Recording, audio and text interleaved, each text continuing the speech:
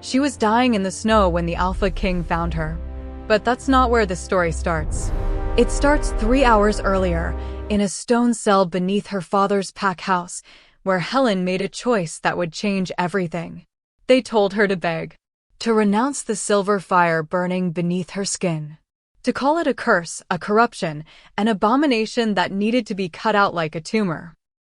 Her father stood on the other side of the bars, watching Marcus break her ribs one by one with methodical precision, watching her bleed, watching her gasp for breath that wouldn't come.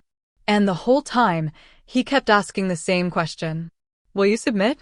Helen looked at her father through swollen eyes. At the man who was supposed to protect her. At the Alpha who'd raised her to be strong, to be fearless, to never back down from who she was.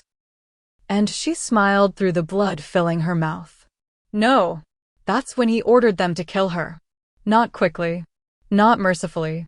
They dragged her to the border in a blizzard, beat her until her wolf couldn't surface anymore, and threw her into the freezing wilderness with a simple command: die slow, so everyone knows what happens to cursed wolves. But here's the thing about fire. You can try to drown it. You can bury it. You can beat it down until there's nothing left but embers. But it only takes one spark to burn everything down. And Helen was about to become an inferno. See, what her pack didn't know, what her father never suspected, was that the silver flame living in her veins wasn't a curse. It was a gift from the moon goddess herself.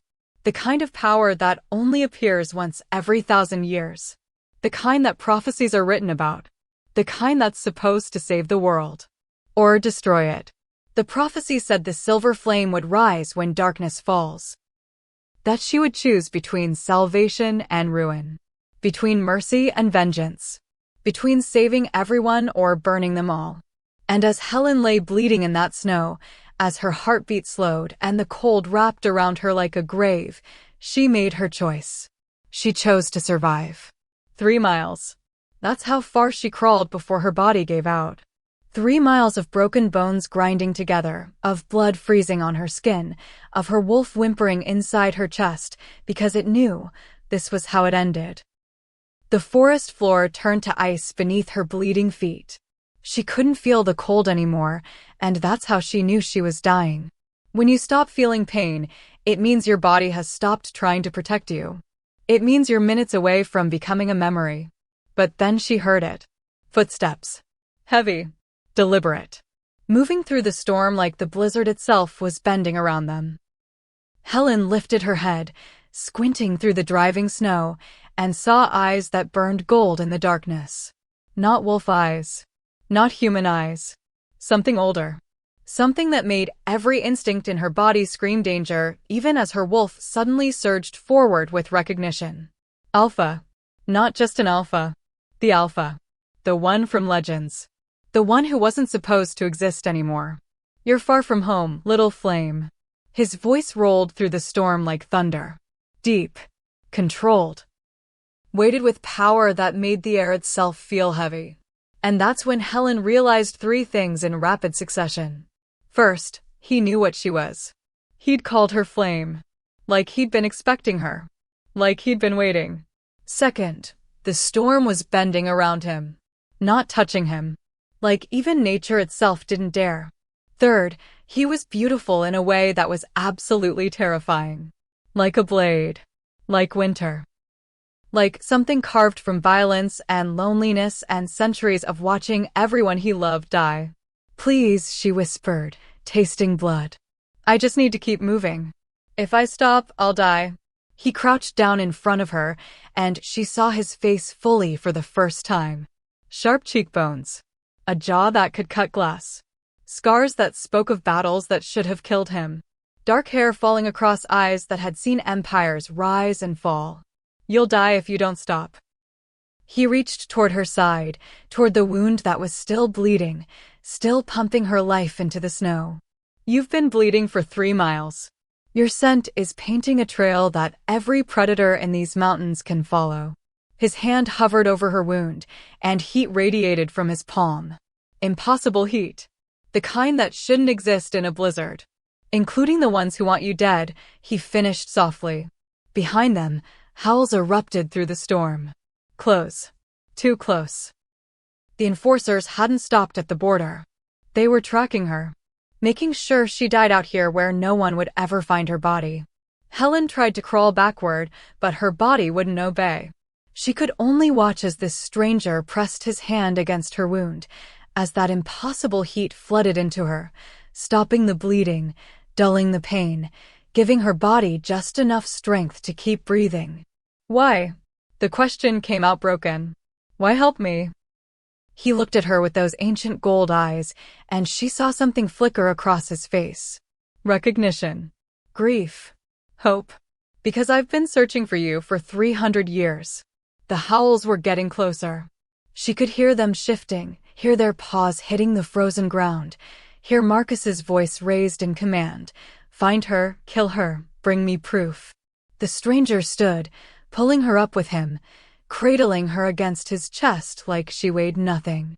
His arms were solid, warm, safe in a way she'd never felt before. What are you? Helen breathed against his neck. What you're going to become. He started moving through the forest, and it wasn't running. It was something faster. Something impossible. If you survive the night. The trees became a blur. The wind screamed. Behind them, the enforcers were gaining ground, their howls turning triumphant because they'd found her trail, found her scent, found their prey. They won't stop, Helen gasped. My father sent them to finish this. If you're caught helping me, let them try. The words vibrated through his chest. I am Damon Blackthorne, Alpha King of the Northern Territories. And I haven't bowed to anyone in 300 years. Alpha King. The title hit her like a physical blow. The legends were real. The first wolves, the ones with power beyond measure, the ones who could live for centuries, the ones who'd supposedly all died in the Great War, they were real. And one of them was carrying her through a blizzard, running from her father's enforcers, risking everything to save a girl he didn't know. Except he did know her. He'd been searching for her. For 300 years. I don't understand, Helen whispered. What am I? Damon's arms tightened around her, protective and possessive and gentle all at once. You're the silver flame. The one the prophecy foretold. The one who will either save us all.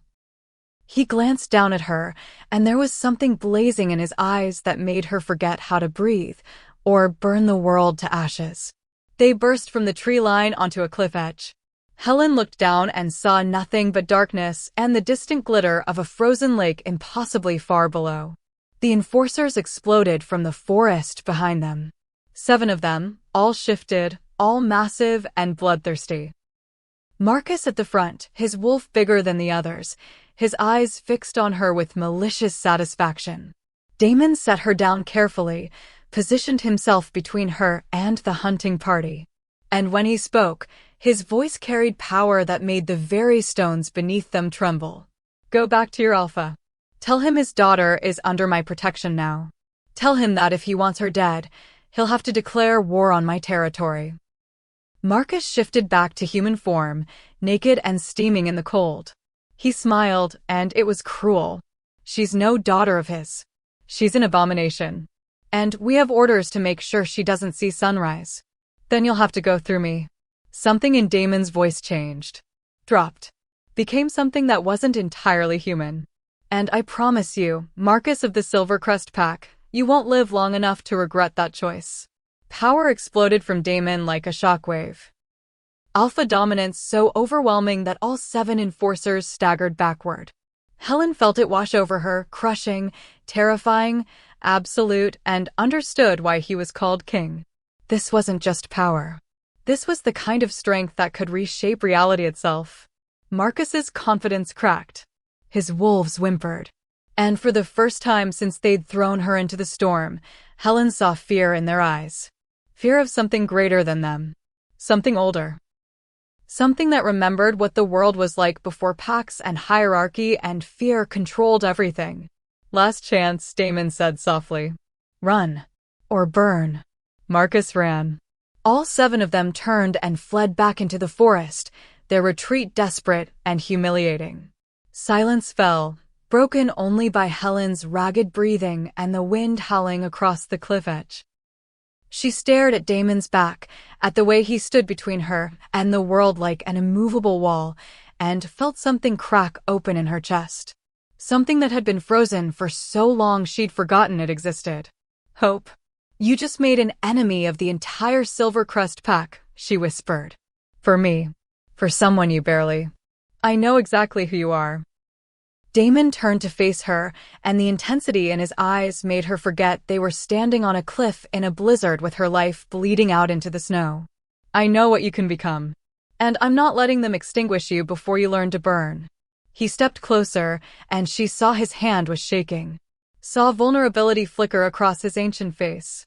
"I've lost everyone I ever loved to fear and ignorance. I've watched power like yours get beaten down and destroyed because people are too afraid to understand it. And I'm done."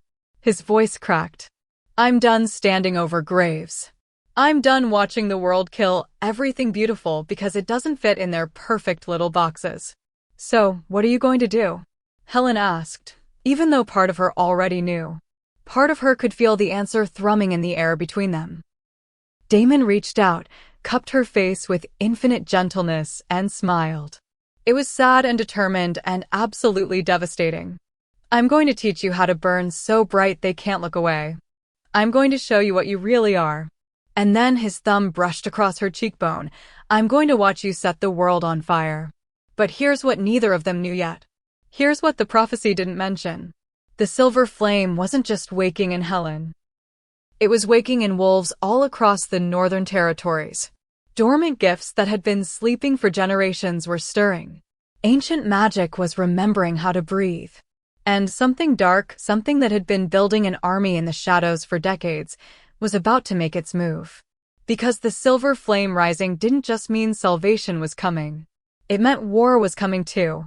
The kind of war that would burn down everything the packs had built. The kind that would force every wolf to choose a side.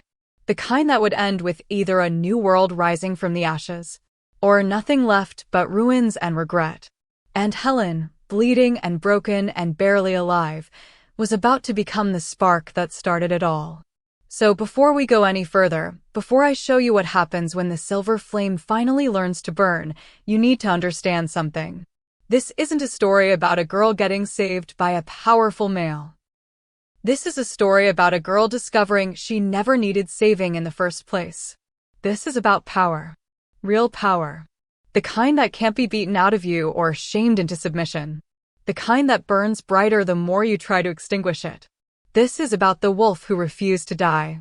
And if you want to see what happens next, if you want to watch Helen transform from a broken outcast into something legendary, if you want to witness the moment she stops running and starts burning, then hit that subscribe button right now. Turn on notifications. Because what's coming next will change everything. Damon carried her into the mountain that night. Into a fortress that shouldn't exist. Into a world where gifted wolves lived without fear. Into a future she couldn't imagine. But first, there's something you need to know. Something that will make everything that happens next make perfect, terrifying sense. The reason Helen's father tried to kill her wasn't because her power was dangerous. It was because he knew what she really was. What the elders had whispered about when they saw her silver flame. She wasn't just gifted. She was the key. The one who could unlock powers that had been sealed away for 1,000 years. The one who could remake the entire supernatural world or destroy it completely. And her father, in his fear and his pride and his desperate need for control, decided it was better to kill his daughter than risk what she might become. He made the wrong choice. Because Helen wasn't going to die in that snow. She was going to survive. She was going to train. She was going to grow stronger than anyone ever imagined. And then she was going to go back. Not for revenge. Not for closure. But to show every wolf who'd ever called her cursed exactly what the silver flame could do. So subscribe to Cindy's Wolfheart Stories. Because this tale is just beginning. And trust me, you don't want to miss what happens when the broken girl finally learns to roar. Helen couldn't feel the cold anymore. That terrified her more than the howls echoing through the mountain pass behind her. When you stop feeling pain, it means your body has given up trying to protect you. It means you're dying. She pressed her palm against the gash in her side, felt the hot blood seeping between her fingers, watched it drip onto the snow and steam in the frigid air. 3 broken ribs. Maybe 4. Her wolf whimpered somewhere deep inside her chest, too weak to surface, too frightened to fight. They'd beaten her wolf into submission before throwing her out into the storm. The blizzard screamed through the pines like a living thing. Like it knew what she'd done. Like nature itself was rejecting her the same way her pack had. Run faster, abomination. That's what her alpha had called her. Her own father. Right before he'd ordered the enforcers to break her bones and drag her to the border. Right before he'd spit at her feet and told her that if she ever returned, he'd kill her himself. Helen stumbled over an exposed root and went down hard. Her knees cracked against frozen stone. She tasted blood, felt her vision blur at the edges, knew she couldn't get back up this time. The cold was seeping into her bones now, wrapping around her spine like fingers made of frost. Above her, the moon hung full and merciless behind the storm clouds. She could feel its pull in her marrow, feel the thing inside her stirring, waking, reaching toward that ancient light with hunger that made her sick. The silver flame. That's what the elders had called it when they'd seen what lived beneath her skin. That's what had damned her. She'd only been trying to save her little brother. He'd fallen through the ice on Miller's Pond, and she'd jumped in without thinking, and when she'd pulled him out, when she'd pressed her hands to his chest to warm him, the fire had come. Silver flames had erupted from her palms, wrapping around his small body, and she'd watched in horror as the water in his lungs turned to steam, as color flooded back into his blue lips, as he gasped and lived. Everyone had seen it. The entire pack had watched her pull death itself out of a dying child. And they'd called her cursed. Helen pressed her forehead against the snow, felt the world tilting sideways. She could hear them now. The enforcers hadn't stopped at the border. They were tracking her, making sure she died out here where no one would find her body. Where her shame couldn't contaminate their territory. Something moved in the darkness ahead. She lifted her head, squinted through the driving snow, tried to focus on the shape emerging from between the trees. Too big to be a wolf. Too deliberate to be a bear. It moved like smoke, like shadow given form, and as it came closer, she saw eyes that burned gold in the night. Not animal eyes. Human eyes in an inhuman face. You're far from home, little flame. The voice rolled through the storm like thunder before rain. Deep. Controlled. Weighted with power that made her wolf cower even deeper into hiding. This wasn't just an alpha. This was something older. Something her instincts recognized even if her mind couldn't name it. Helen tried to crawl backward, but her body wouldn't obey. She could only watch as the figure stepped into a shaft of moonlight breaking through the clouds. He was beautiful in the way winter is beautiful. Sharp and cold and utterly unforgiving. Dark hair fell across a face carved from severity itself, high cheekbones, a jaw that could cut glass, lips pressed into a line that spoke of violence barely restrained. He wore no coat despite the freezing temperature. His shirt hung open at the collar, revealing bronze skin marked with scars that looked like they'd been earned in battles that should have killed him. But it was his eyes that held her frozen. Ancient gold. Predator's eyes. Eyes that had seen centuries pass and hadn't blinked. Please. Her voice came out broken. Don't. I need to keep moving. I'll die if I stop. You'll die if you don't stop. He crouched down in front of her, and she realized he was even bigger than she'd thought. His presence filled the space around them, pushing back the storm, creating a pocket of stillness that felt impossible. You've been bleeding for 3 miles. Your scent is painting a trail that every predator in these mountains can follow, including the ones who want you dead. How do you know? I've been tracking you since you crossed into my territory. His gaze dropped to the wound in her side, and something flickered across his face. Anger. They did this to you. Your own pack. It wasn't a question. Somehow, he already knew. Helen felt tears burning behind her eyes and hated herself for it. She wouldn't cry. Not in front of this stranger. Not when she'd refused to give her father the satisfaction of seeing her break. "I'm cursed," she whispered. "I'm dangerous. They were right to cast me out. Is that what you believe?" He reached toward her, and she flinched, but he only pressed his hand against her side, over the wound. Heat flooded from his palm, sudden and shocking, and she gasped as the pain began to recede. "Or is that what they taught you to believe?" Before she could answer, a howl split the night. Close. Too close. The stranger's head snapped up, his entire body going rigid. When he looked back at her, his eyes had changed. Still gold, but now they glowed from within, bright enough to cast shadows on the snow. "They're coming. The ones who hurt you. They're making sure you won't survive the night. Then leave me." Helen closed her eyes, felt the exhaustion pulling her under. "I can't run anymore. I don't want to run anymore." Silence. Then she felt arms sliding under her knees, around her back, lifting her against a chest that radiated warmth like a furnace. Her eyes flew open. "What are you?" "Making a choice that's going to start a war." His voice had dropped to something darker, something that made her spine tingle with awareness that had nothing to do with fear. "Hold on to me, Helen. This is going to be fast." "How do you know my name?" He started moving through the forest, and she understood what he'd meant. This wasn't running. This was flying. The trees became a blur, the wind screamed past her ears, and she clutched at his shirt with fingers that had gone numb, pressing her face against his neck because looking at the world rushing by made her head spin. He smelled like cedar and smoke. Like safety she had no right to claim. Behind them, the howls multiplied. 5. 7. A full hunting party. "They won't stop," she breathed against his skin. "My father sent them to finish this. If you're caught helping me, let them try." The words vibrated through his chest. "I am Damon Blackthorne, Alpha King of the Northern Territories. And I haven't bowed to anyone in 300 years. The revelation hit her like a physical blow. Alpha King. The legends were real. She was being carried through a blizzard by a creature that existed in myths her mother used to tell her before bed. Stories about the first wolves, the ones who'd walked with the moon goddess herself. "Why are you helping me?" The question came out small, frightened. "You don't know me. I know enough." His grip on her tightened, protective. "I know they hurt something precious. I know they're afraid of power they don't understand.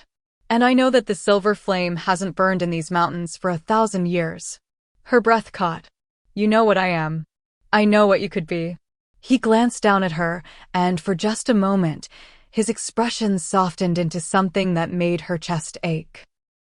"If you survive long enough to find out." They broke through the tree line and onto a cliff edge. Helen looked down and saw nothing but darkness and the distant glitter of a frozen lake far below. Too far. Impossibly far. The enforcers burst from the forest behind them, shifting mid-run, their wolves massive and bloodthirsty. She recognized Marcus at the front, her father's beta, the one who'd broken her ribs with slow, deliberate precision. The one who'd smiled while he did it. Damon set her down carefully, positioned himself between her and the hunting party. "Go back to your alpha. Tell him his daughter is under my protection now." Marcus shifted back to human form, his naked body steaming in the cold. "She's no daughter of his. She's an abomination. The pack has voted. She dies tonight. Then you'll have to go through me." Damon's voice dropped to something that wasn't quite human anymore.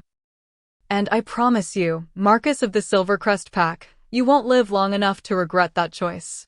Helen felt power building in the air around them, thick enough to taste. It pressed against her skin, made her wolf whimper and try to surface despite her injuries. This was alpha dominance on a scale she'd never experienced. It made her father's authority seem like a child playing at leadership. Marcus hesitated.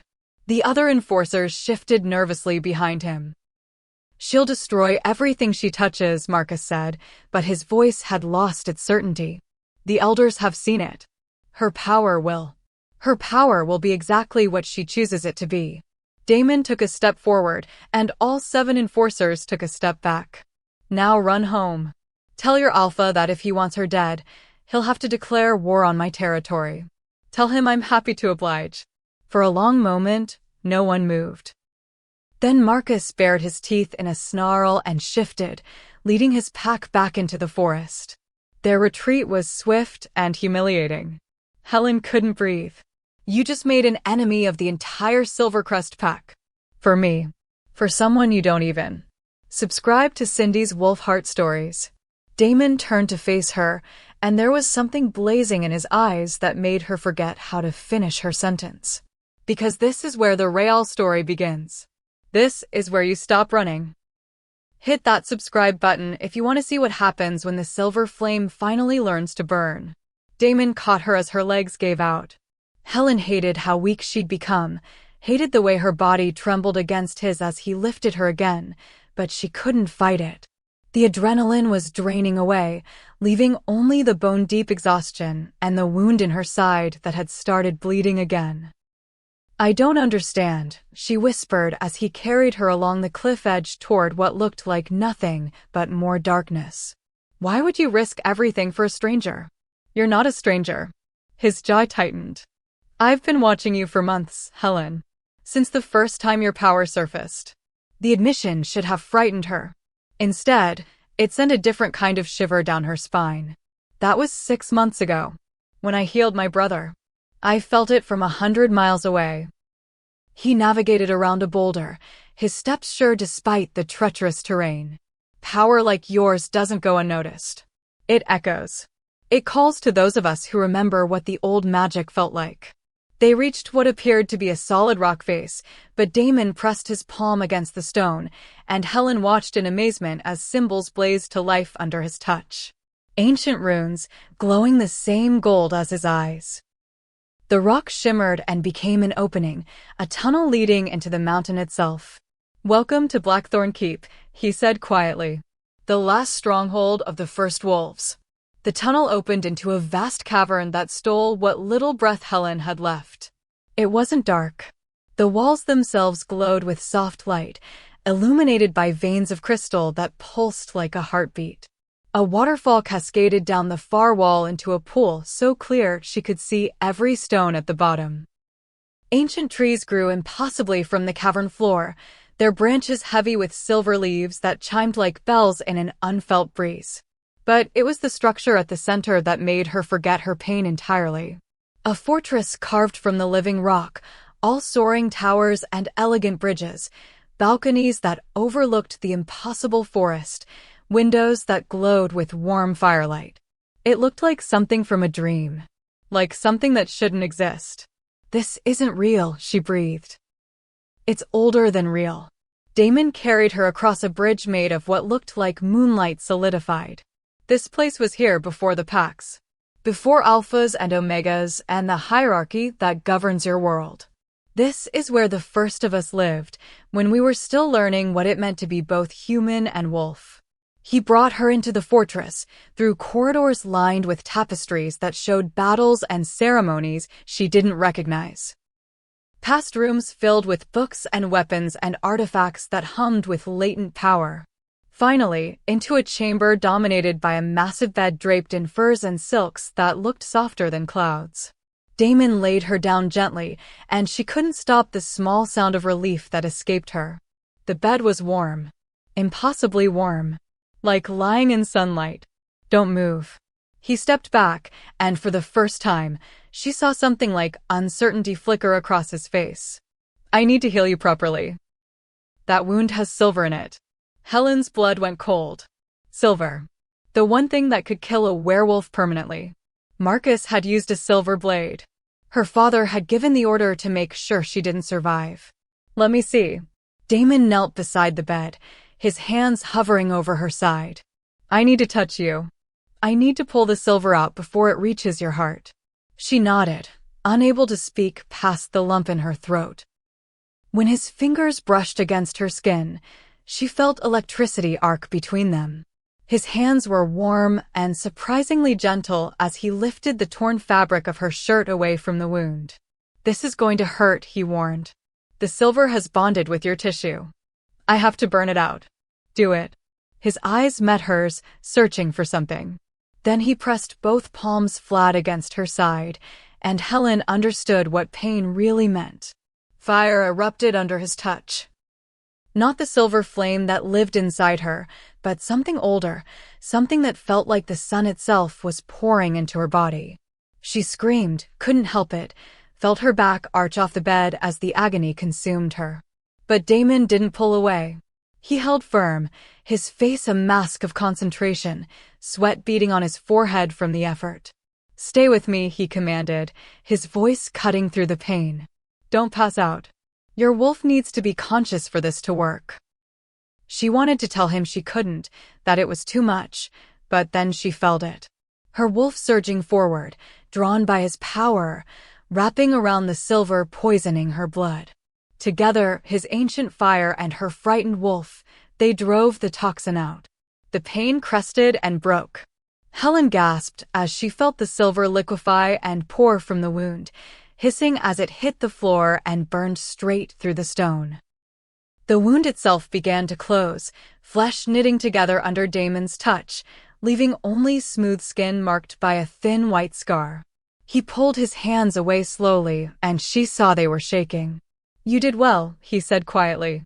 "Most wolves black out from silver extraction. You stayed conscious through the whole thing."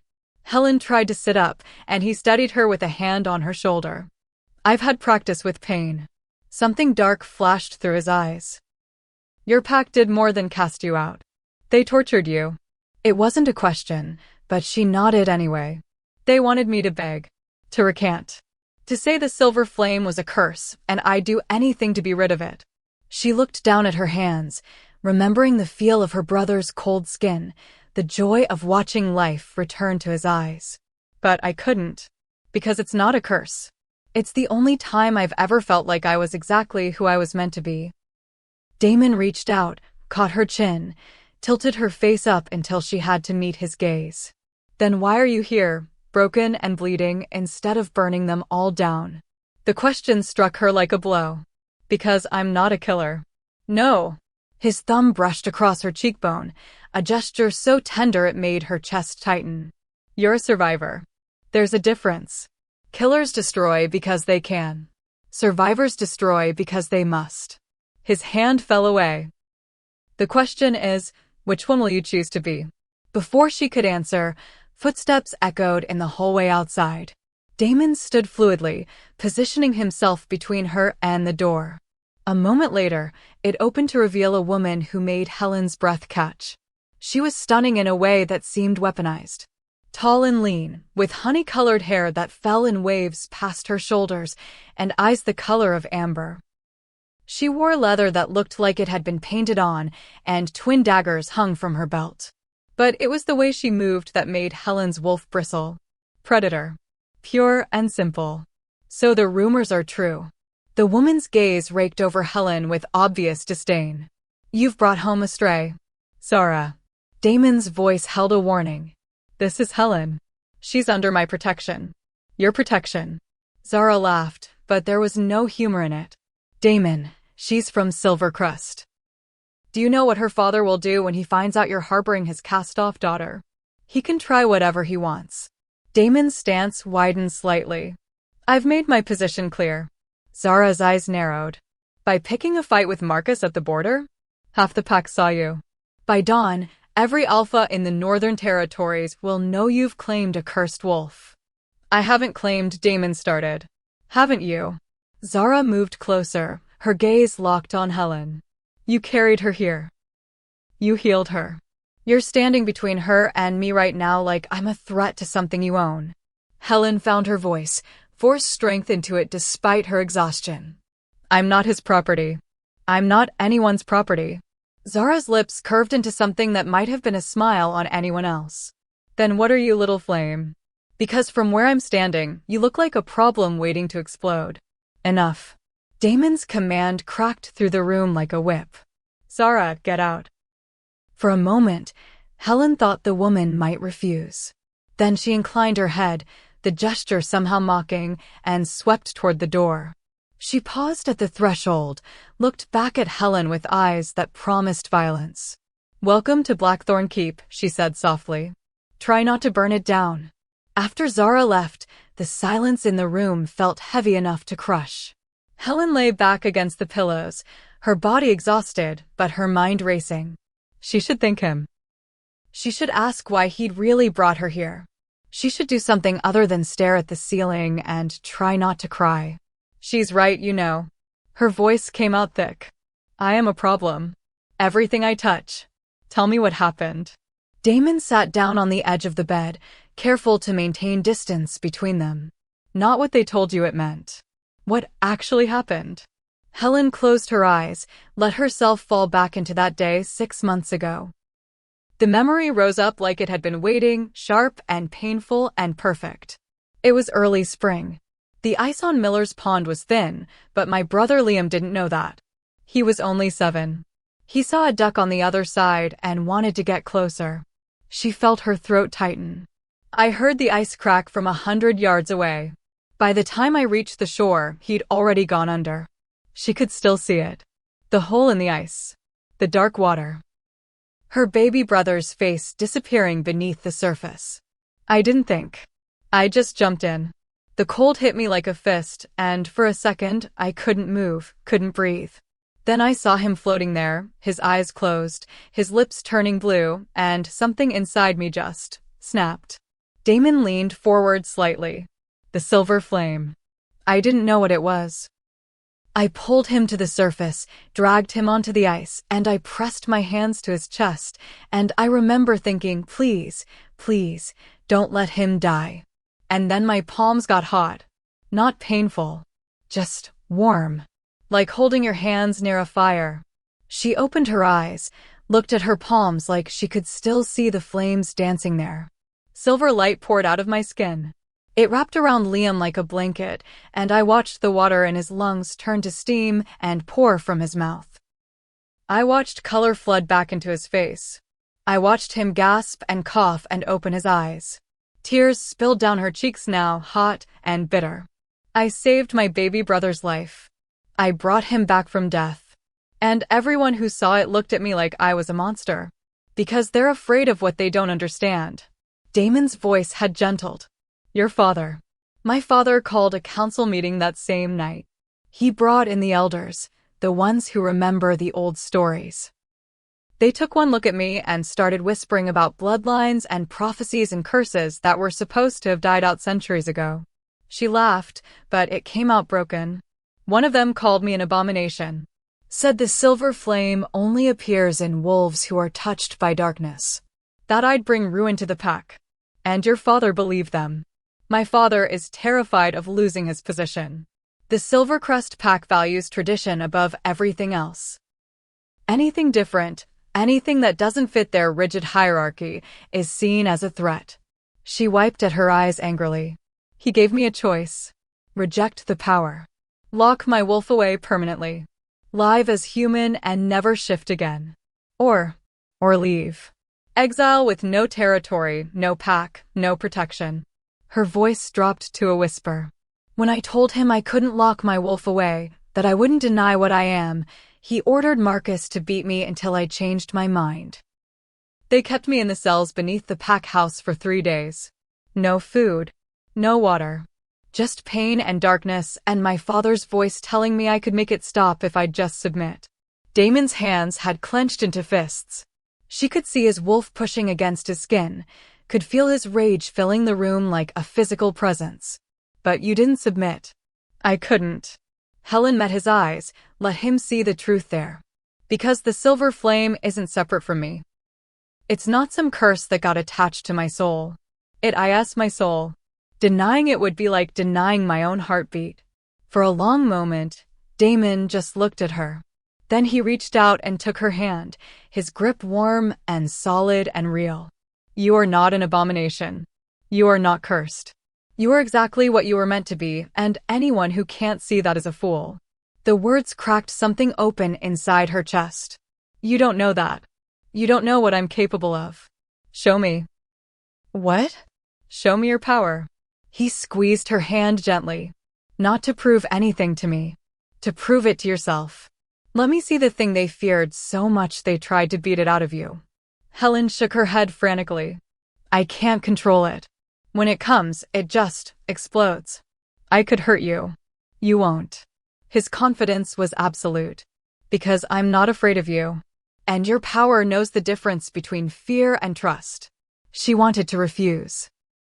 Wanted to tell him it was too dangerous, too unpredictable. But there was something in his eyes, something that looked like belief, and she realized with a jolt that no one had ever looked at her like that before. Slowly, carefully, she turned her palm up in his grip, closed her eyes, reached for the warmth that lived beneath her breastbone. The silver flame answered immediately. It rose through her blood like champagne bubbles, effervescent and joyful, spilling into her palm in a soft cascade of light. She heard Damon's sharp intake of breath and almost pulled back, but then she felt his hand tighten on hers, holding steady, and she let the flame grow. It danced between their joined palms, silver and beautiful and impossibly gentle. It didn't burn. It warmed. It illuminated Damon's face with soft light, and when she finally opened her eyes, she saw him smiling. Beautiful, he breathed. Helen, this is beautiful. She stared at the flame, at the way it moved like it was alive, like it was happy to finally be free. I saved Liam with this. I pulled death out of his body and replaced it with life. Do you know what that means? Damon looked up at her, and there was something like awe in his expression. True healing magic died with the first wolves. The ability to manipulate life force itself, to give and take breath, to remake broken flesh. That power hasn't existed in 1,000 years. The elders said it was dark magic. That only death dealers could touch life that way. The elders are wrong. Damon released her hand slowly, and the flame flickered and died, leaving only warmth behind. Death dealers take life to gain power. What you did, what you are, is the opposite. You gave of yourself to save your brother. You sacrificed your own energy to heal him.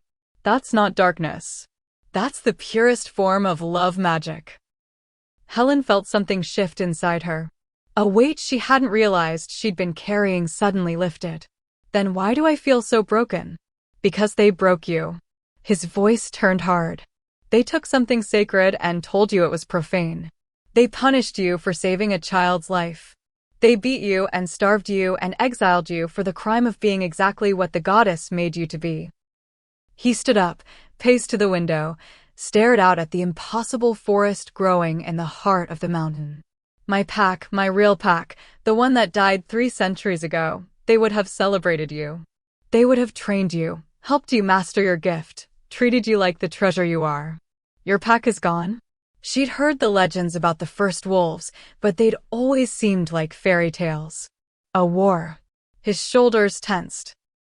A war started by fear and ignorance, by alphas who couldn't accept that some wolves were born with powers beyond their understanding.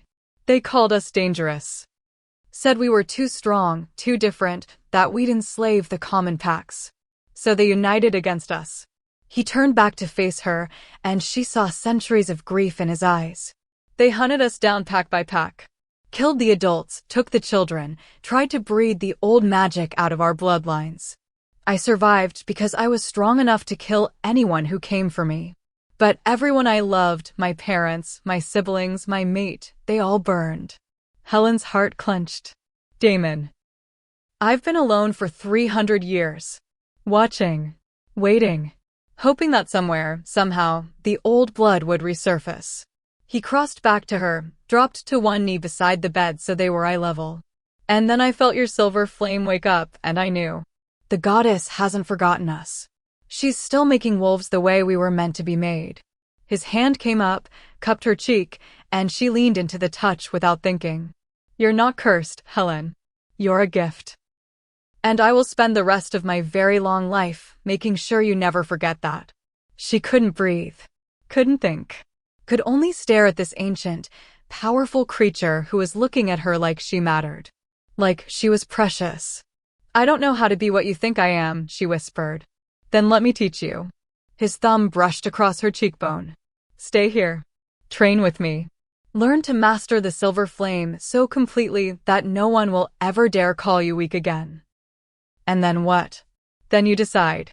His eyes searched hers. Do you go back and make them pay for what they did? Do you build a new pack of wolves who aren't afraid of power?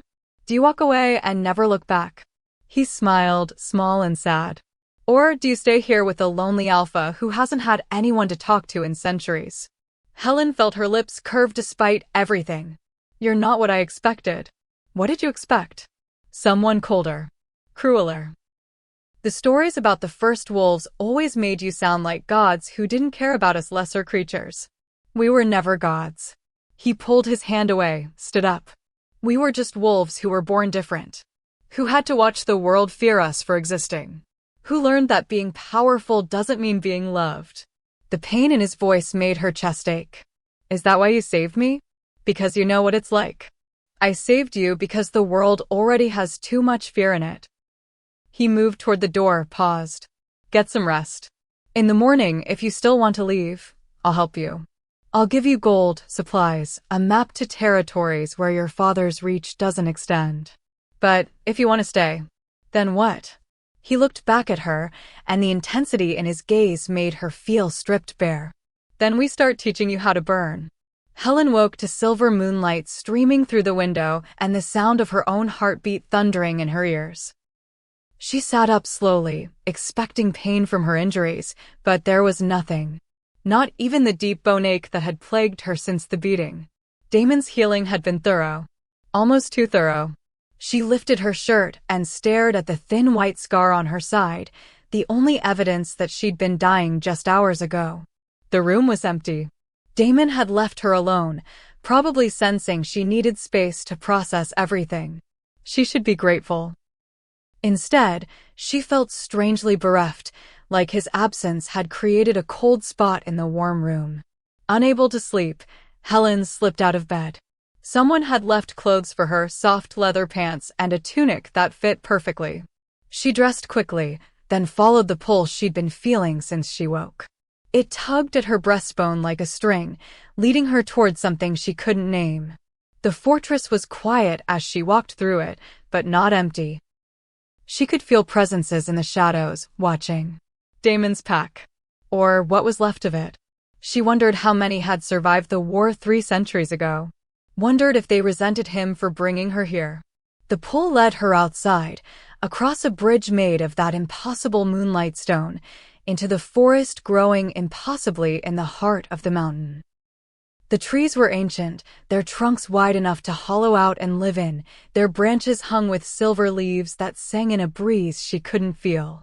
She walked for what felt like hours, but time seemed strange here. Fluid. Like the mountain existed in a pocket outside normal reality. Finally, she emerged into a clearing, and her breath caught. A shrine stood at the center, carved from black stone that seemed to drink in the moonlight rather than reflect it. It was simple. Just a circular platform with a pillar at the center, but power radiated from it in waves that made her skin prickle. Ancient symbols covered every surface, glowing faintly with the same silver-gold light as the runes on the fortress doors. It's beautiful, isn't it? Helen spun to find Damon emerging from the trees. He'd changed into darker clothes, all black leather and weapons, and he moved like smoke through the forest. What is this place? She turned back to the shrine, felt the pull intensify. Her silver flame stirred beneath her skin, reaching toward the structure like a flower seeking sun. The Shrine of First Flame. Damon came to stand beside her, close enough that she could feel his warmth. It's where the goddess first gifted magic to our kind. Where the ancient pact was made. What pact? Between the moon and the wolves. She gave us her power, the ability to shift, to heal, to live beyond human years. In return, we swore to protect the balance. To never let darkness overtake light, to never use our gifts to enslave those weaker than us. His expression darkened. Your father's pack has forgotten that oath. Most packs have. Helen moved closer to the shrine, drawn by a force she couldn't resist. When she reached the platform, she saw symbols carved into the stone that looked almost familiar, like a language she'd once known but forgotten. I can almost read these, she whispered, tracing one with her finger. The stone warmed under her touch, and the symbol flared bright. It says, flame. No. Silver flame. It says, the silver flame will rise when darkness falls, Damon said quietly.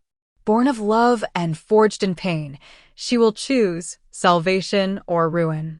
He moved closer, his voice dropping. It's a prophecy. One the elders would have recognized the moment they saw what you could do. Helen pulled her hand back like the stone had burned her. No, I'm not some prophesied savior. I'm just a girl who wanted to save her brother. Maybe that's exactly what makes you her. Damon gestured to the pillar at the shrine's center. Touch it. Let's see if the goddess agrees. What if she doesn't? What if I touch it and nothing happens and you realize I'm just... Helen. He caught her shoulders, turned her to face him. Stop being afraid of your own power. Stop letting their voices tell you who you are. His eyes blazed gold in the moonlight. Touch the pillar. Claim what's yours. She wanted to refuse.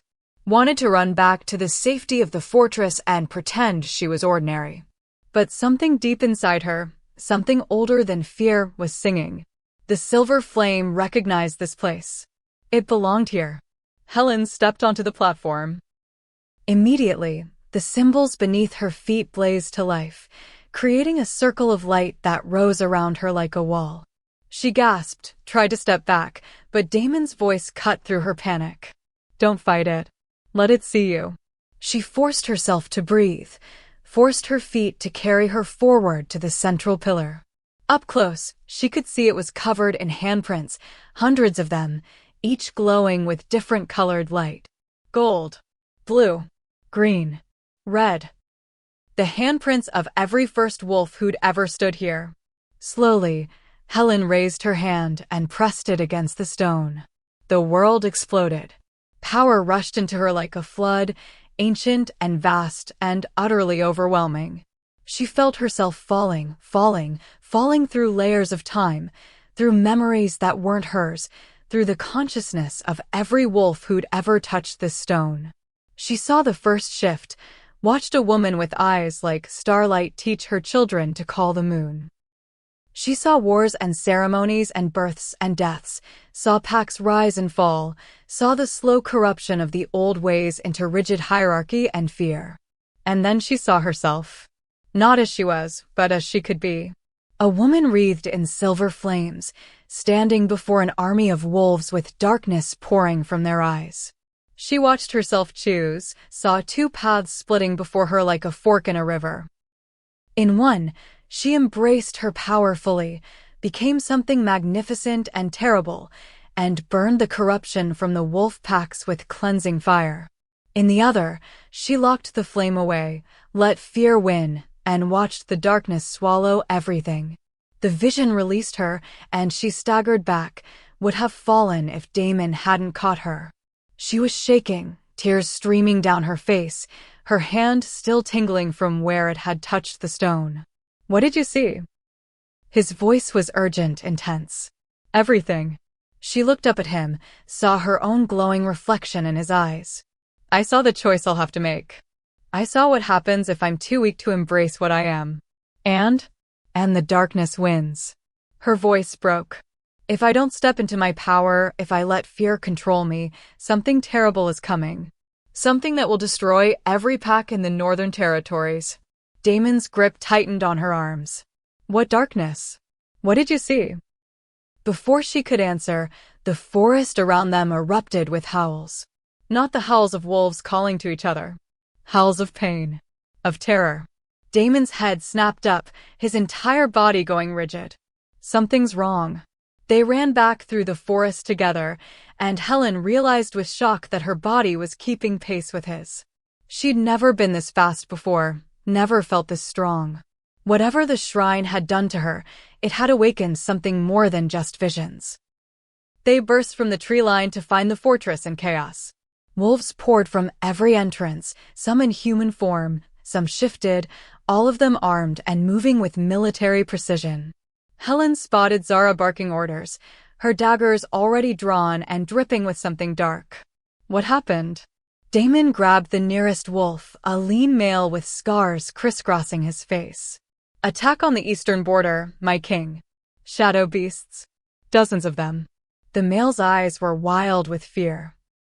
They're pouring through the wards like the wards don't exist. Damon's face went pale. That's impossible. Those wards have held for 3 centuries. Not anymore. Zara strode toward them, her expression grim. Someone's broken the ancient protections. Someone with serious power. Her gaze slid to Helen, accusation blazing in her amber eyes. Interesting timing. You show up, and suddenly our impenetrable defenses fail. She had nothing to do with this, Damon snarled. Didn't she? Zara moved closer, predatory. We've been safe here for 300 years. 300 years of peace. Then you bring home a cursed wolf, and within hours, we're under attack by creatures that shouldn't be able to find this place, let alone breach it. Helen felt her wolf surge forward, protective and furious. I didn't. Enough. Damon's command cracked through the clearing, silencing everyone. Zara, take your unit and reinforce the eastern border. Elias, get the non-combatants into the inner chambers. Helen, you're with me. She's not a fighter, Zara protested. She'll be a liability. She's the silver flame. Damon's voice dropped to something dangerous. And if shadow beasts are pouring through my wards, we're going to need every spark of ancient magic we can get. He grabbed Helen's hand and pulled her toward the eastern tunnel. Behind them, she heard Zara cursing, heard the pack mobilizing for war, and felt terror claw at her throat. I don't know how to fight, she gasped as they ran. Damon, I've never even been in a real battle. My father always kept me away from. Your father was a fool. He glanced back at her, his eyes blazing gold. You have more power in your smallest finger than most alphas have in their entire body. You just need to trust it. They emerged from the tunnel onto a rocky ledge that overlooked a narrow pass between mountains. Below, Helen could see them. Shadow beasts. They looked like wolves, but wrong.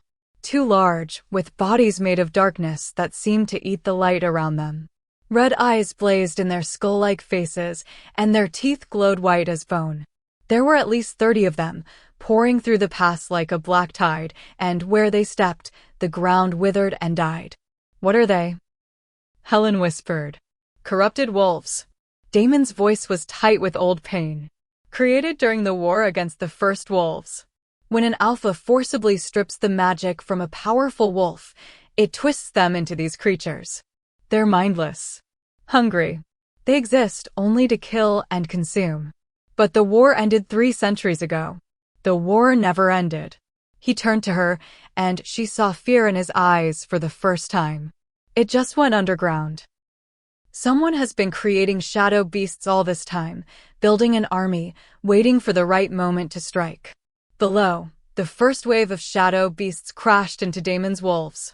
The sound was horrific, screams and snarls, and the wet crunch of bone.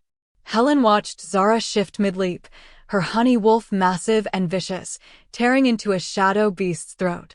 But where her teeth met flesh, the darkness poured into her, and she yelped and fell back, convulsing. They're poison, Damon breathed. Their very essence corrupts whatever they touch. Helen felt the silver flame roar to life inside her, demanding to be released. She gripped Damon's arm. Let me help them. Let me. No. His refusal was absolute. If those things touch you before you learn to control your power, they're dying. She pointed down at the battle, where another wolf had fallen, darkness spreading through their veins like oil in water. Your pack is dying, and you're going to stop me from trying to save them? Damon looked torn, desperate. Then a shadow beast broke through the line and started climbing toward their position, impossibly fast, its red eyes locked on them with alien hunger. Stay behind me, Damon ordered, already shifting. His transformation was nothing like what Helen had ever seen. Most wolves took several seconds to shift, their bodies twisting and reforming with visible effort. Damon simply exploded into his wolf form, seamless and instantaneous, and Helen understood why he was called king. His wolf was massive, easily twice the size of a normal alpha, with fur the color of midnight and those burning gold eyes. Power radiated from him in waves that made the air shimmer. He met the shadow beast's charge head-on, his jaws closing around its throat. The beast shrieked, a sound like metal scraping on metal, and tried to pour its corruption into him. But Damon's ancient magic burned brighter, consuming the darkness, turning the beast to ash in his grip. 3 more came behind it. Helen watched him fight, watched him hold the ledge against creatures that would have torn through any normal pack in minutes. But there were too many. For every beast he destroyed, 2 more appeared. And below, the battle was turning. She could see wolves falling, their bodies writhing as the corruption took hold, their screams echoing off the mountain walls. She couldn't just stand here. Couldn't be useless while people died. The silver flame erupted from her skin without warning. It poured from her hands in cascading waves of light, and Helen felt her body move before her mind could catch up. She leaped from the ledge, 20 feet down to the battle below, and the flame cushioned her landing, spreading out in a circle that drove back the shadow beasts. Helen, no! Damon's roar echoed above her, but she couldn't stop now. A shadow beast lunged at her, its jaws wide and dripping darkness. Helen threw up her hands instinctively, and the silver flame shot forward like a spear, piercing through the beast's chest. It didn't just destroy the creature. It purified it. She watched in amazement as the corruption burned away, revealing the wolf that had been twisted and broken beneath. For just a moment, she saw brown eyes, sane eyes, staring at her with gratitude. Then the wolf crumbled to ash, finally at peace. She can heal them, someone shouted. The flame purifies the corruption. More shadow beasts turned toward her, drawn by her light. Helen planted her feet and let the flame grow, let it pour from her like a beacon. She was terrified. She was exhausted. But she was also exactly where she was meant to be. A wolf fell beside her, a young male with gray fur, darkness spreading through his veins. Without thinking, Helen dropped to her knees and pressed her hands to his chest. The silver flame flowed into him, searching for the corruption, finding it, burning it away. The wolf gasped and shifted back to human form, his eyes wide with shock. "Thank you," he breathed. "I felt it eating me from the inside, and then your light." "Get back to the fortress," Helen ordered, already moving to the next fallen wolf. "Get everyone who's been touched by the darkness. Bring them to me." She worked frantically, healing wolf after wolf, pulling the corruption from their bodies and destroying it with her flame. It was exhausting. Every healing took something from her, drained her own life force to restore theirs. But she couldn't stop. Wouldn't stop. Not while people were dying. Damon fought his way to her side, his massive wolf form blood-spattered and magnificent. He shifted back to human form, grabbed her shoulders. "Helen, you're burning yourself out. You need to stop." "I can't." She pulled away, reached for another wolf. What we need is for you to stay alive." His voice cracked. "I didn't save you just to watch you kill yourself saving us. Then help me." She looked up at him, and she knew her eyes were blazing silver now. "Your power and mine together, we could purify all of them at once. We could end this." Understanding dawned on his face. "You want to combine our magic?" "The shrine showed me." First wolves could link their powers, create something greater than the sum of their parts. She grabbed his hand, felt the electric connection between them spark to life. "Trust me. Please." For a heartbeat, he hesitated. Then he laced his fingers through hers and nodded. "Show me how." Helen closed her eyes and reached for the place where their powers met. Her silver flame and his ancient gold fire, circling each other like wary dancers. She coaxed them closer, whispered to them, showed them they were stronger together than apart. The magic listened. Power exploded from their joined hands, a column of silver gold light that shot into the sky and spread like a wave across the battlefield. Helen felt Damon's strength flowing into her, supporting her, amplifying her flame until it was strong enough to blanket the entire pass. Every shadow beast touched by that light screamed and burned, their corruption purified, their twisted forms released back into whatever afterlife awaited them. Every infected wolf gasped as the darkness was driven from their veins, replaced by healing warmth. In less than a minute, it was over. The pass fell silent except for the sound of wolves panting, crying, laughing with relief. Helen collapsed against Damon, her legs giving out, and he caught her, held her against his chest as she shook with exhaustion. "You did it," he murmured into her hair. "You saved them all. We did it." She could barely keep her eyes open. Together. Around them, the pack began to gather. She felt their eyes on her, felt their awe and fear and gratitude mixing into something complicated. Zara pushed through the crowd, her amber eyes wide with something that might have been respect. "I was wrong," the woman said quietly. "You're not a liability. You're the silver flame," Damon finished. "The one the prophecy foretold. The one who will decide whether we rise or fall." Helen wanted to protest, wanted to say she was just a girl who got lucky. But looking at the wolves she'd saved, at the ashes of the corrupted beasts scattered across the ground, at the impossible thing she and Damon had created together, she couldn't deny it anymore. She was exactly what they said she was. The question was, what would she do with that power? 3 days passed in a blur of training and recovery. Helen learned that Blackthorn Keep housed 43 wolves, all of them survivors of the war that had nearly destroyed the first wolves. Some had been hiding here for centuries. Others had found their way to Damon more recently, drawn by rumors of a place where powerful wolves could live without fear. They treated her with careful respect now, after she'd saved half of them from shadow corruption. But she could still feel their wariness. Their questions. Who is she really? Where had she come from? And most importantly, would she stay? Helen didn't have answers. She trained with Damon every morning in a vast chamber beneath the fortress, learning to call her flame without emotion driving it, learning to shape it into weapons and shields and healing light. He was a patient teacher, but demanding. He pushed her past exhaustion, made her summon the flame again and again until she could do it even when every muscle in her body screamed for rest. "Your enemies won't care if you're tired," he said as she collapsed for the 3rd time. "They'll use your weakness against you." Again. She wanted to hate him for it. Instead, she found herself growing stronger. But the shadow beast attack had changed something. Scouts reported increased activity on all borders. Packs that had ignored Blackthorn Keep for centuries were suddenly sending emissaries, asking questions, demanding to know what had happened. And there were rumors spreading through the northern territories, whispers about a cursed wolf with silver fire who had taken refuge with the Alpha King. Helen knew her father would hear those rumors eventually. She tried not to think about what he would do when he learned where she was. On the 4th day, reality came crashing down. She was in the training chamber with Damon when Elias burst through the door, his scarred face pale with tension. "My king, we have visitors." A delegation from Silvercrest.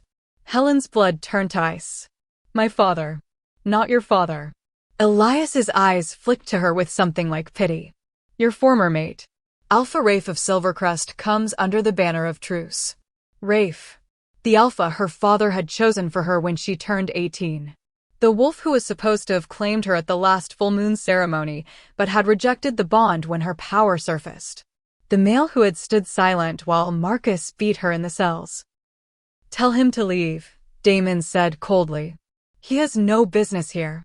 He invoked ancient law. Elias looked grim. "He's challenging your right to harbor a cast-out wolf. He demands a hearing before the Council of Alphas." Helen felt the world tilt. The Council. 7 alphas who govern the northern territories, Damon explained, his jaw tight with anger. "They haven't convened in 50 years. If Rafe is invoking them now, he's trying to force you to give me back." Helen's voice shook. "Or start a war. Then we start a war." Damon turned to Elias. "Tell the Silvercrest delegation." "No." Helen grabbed his arm. "You can't fight my battles for me forever. If I'm going to be what the prophecy says, if I'm going to be strong enough to stand on my own, I need to face them." "Helen, please." She met his eyes, let him see her resolve. "Let me talk to him. Let me show them I'm not the broken thing they threw away." Damon looked like he wanted to refuse. Then his expression softened, and he cupped her face gently. You were never broken. But if you need to prove that to them, I'll be right beside you. They met the delegation in the Great Hall, a vast chamber with walls carved to look like forest, where twisted trees grew from stone and crystal stars glittered overhead. Rafe stood at the center with 3 other wolves, all of them enforcers, all of them watching Helen like she might explode at any moment. Rafe himself hadn't changed.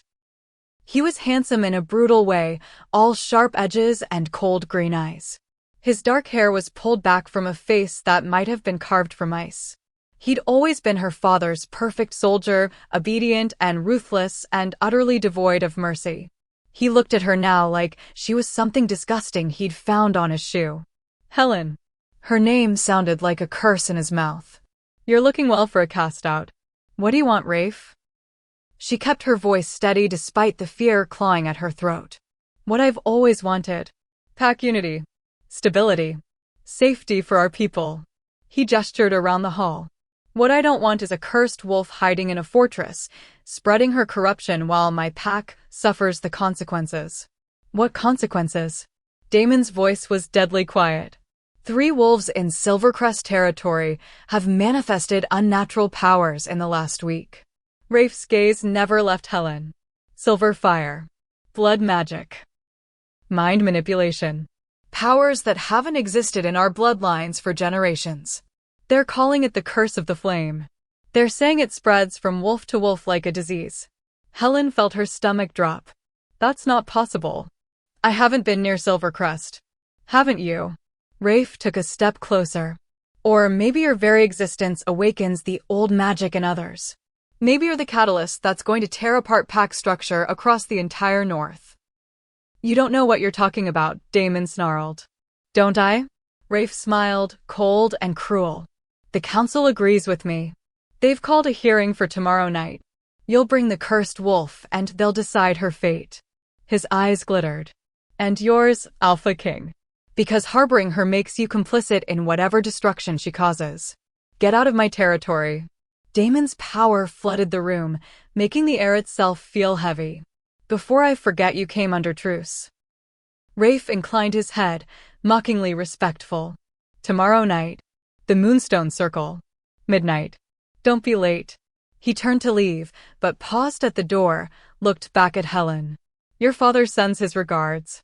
He wants you to know that if the council rules against you, he'll personally oversee your execution. He's already built the pyre. Then he was gone, and Helen couldn't breathe. Damon caught her as her legs gave out, pulled her against his chest. He's lying. Trying to break you before the hearing. Is he? Helen looked up at him, tears burning her eyes. What if he's right?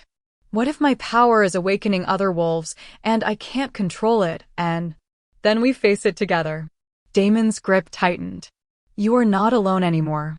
You are not powerless. And tomorrow night, we're going to show every alpha in the North that you are exactly what you were meant to be. But later that night, alone in her chamber, Helen wasn't so sure. She stood at the window, staring out at the impossible forest, and felt the weight of everything crushing her. The prophecy. The expectations. The fear that maybe they were all right, maybe she was dangerous, maybe her very existence would bring ruin. A knock at the door pulled her from her spiraling thoughts. Come in. She expected Damon. Instead, Zara slipped into the room, her amber eyes unreadable. I owe you an apology, the woman said without preamble. I called you a liability. A problem. I was wrong. Helen blinked, surprised. You were protecting your pack. No, I was protecting my position. Zara moved closer, and there was something vulnerable in her expression Helen had never seen before. I've been second to Damon for 200 years.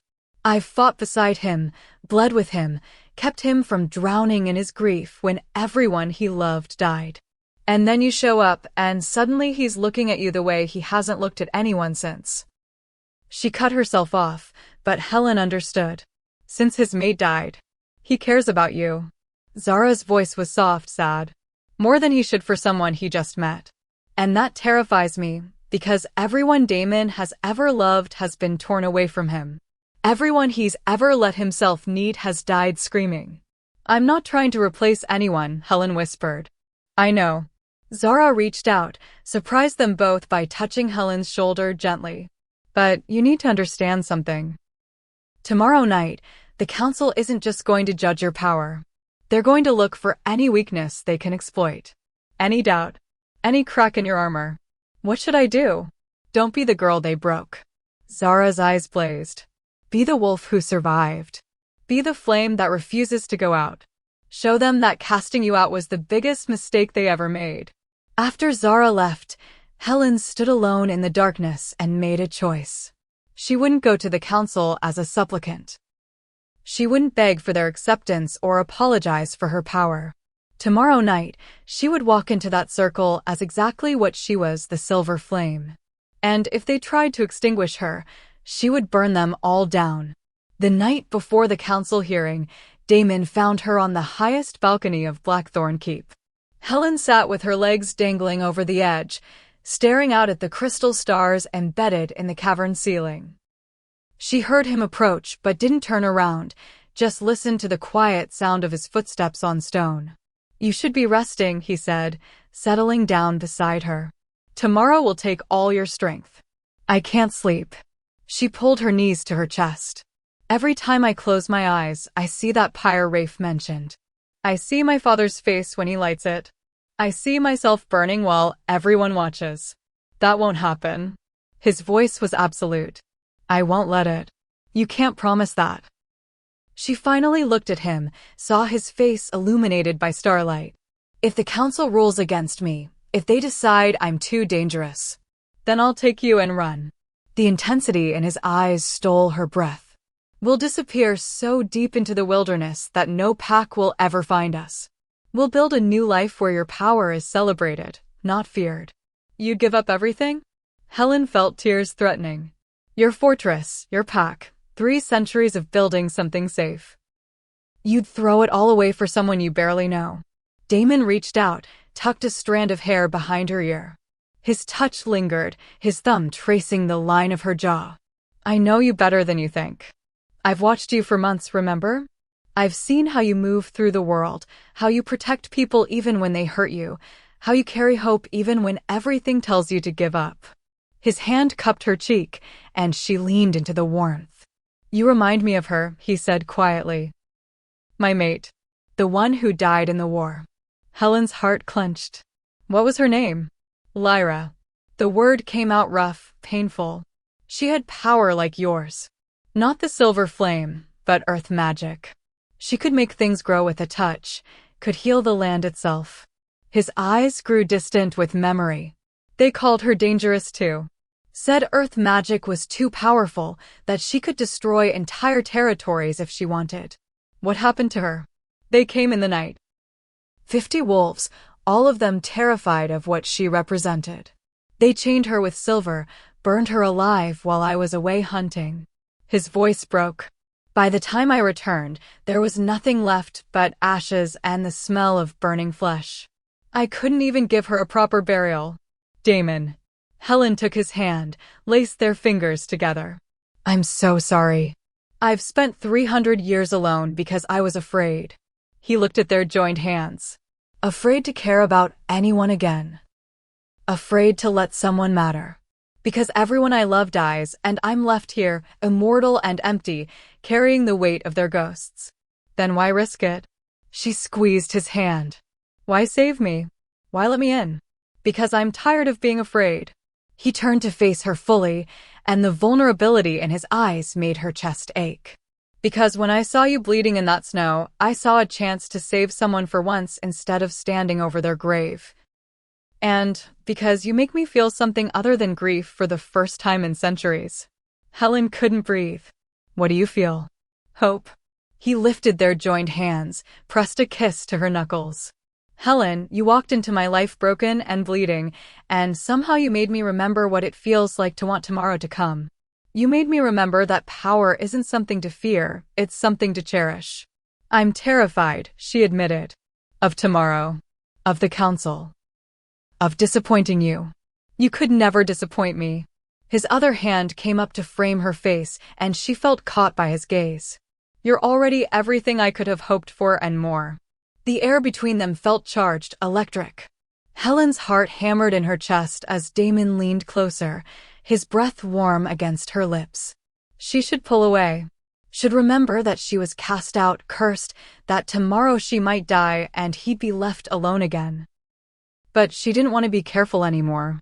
Kiss me, she whispered. His control shattered. Damon closed the distance between them, his lips meeting hers in a kiss that felt like coming home and catching fire all at once. It was gentle and desperate, tender and consuming. Helen melted into him, her hands fisting in his shirt, and felt the silver flame surge in response to his ancient gold fire. Their powers tangled together, reaching for each other, creating sparks of light that danced around them like fireflies. When they finally broke apart, both breathing hard, Helen saw her silver reflected in his gold eyes. I won't let them hurt you, Damon said fiercely. Tomorrow, next week, next century, I will stand between you and anyone who tries to extinguish your light. What if I can't control it? The fear spilled out of her. What if my power really is dangerous? What if I hurt people without meaning to? Then I'll teach you control. He rested his forehead against hers. Power isn't good or evil, Helen. It's just power. What matters is the heart of the person wielding it. And your heart. He placed her hand over his chest, where she could feel his pulse racing, is the purest thing I've encountered in 3 centuries. How can you be so sure? Because you jumped into frozen water to save your brother without thinking about yourself. Because you healed my wolves even though it was draining you to death. Because you're sitting here terrified that you might hurt people, when most with your power would only be thinking about how to use it for revenge. He kissed her forehead gently. You're not dangerous, Helen. You're exactly what this broken world needs. They sat together in silence for a long time, hands intertwined, watching the crystal stars pulse with gentle light. Helen felt something shift inside her, a tightness she hadn't realized she'd been carrying finally loosening. Tell me about the world before the war, she said quietly. What was it like when power wasn't something to fear? Damon's expression softened with memory. It was beautiful. Chaotic sometimes, but beautiful. Wolves with gifts would gather at the solstices to share knowledge. Fire wielders taught control to young flames. Earth mages worked with life weavers to heal blighted lands. We celebrated differences instead of trying to crush them into uniformity. What changed? Fear. His voice turned bitter. A few alphas decided they couldn't control what they didn't understand. They spread stories about gifted wolves going mad with power, destroying packs, enslaving the powerless. Most of it was lies, but lies repeated often enough become truth. And once the fear took root, it grew like poison. My pack did the same thing to me, Helen realized. They took something beautiful, healing magic, and twisted it into something evil in everyone's minds. That's how they maintain control. Damon pulled her closer, and she rested her head on his shoulder. By making you afraid of your own power. By convincing you that being different is the same as being wrong. I'm not afraid anymore. Helen looked up at him. At least, not of my power. I'm afraid of what they'll do to you if you keep protecting me. I'm afraid of being the reason you lose everything you've built. Helen. He tilted her chin up, his eyes blazing.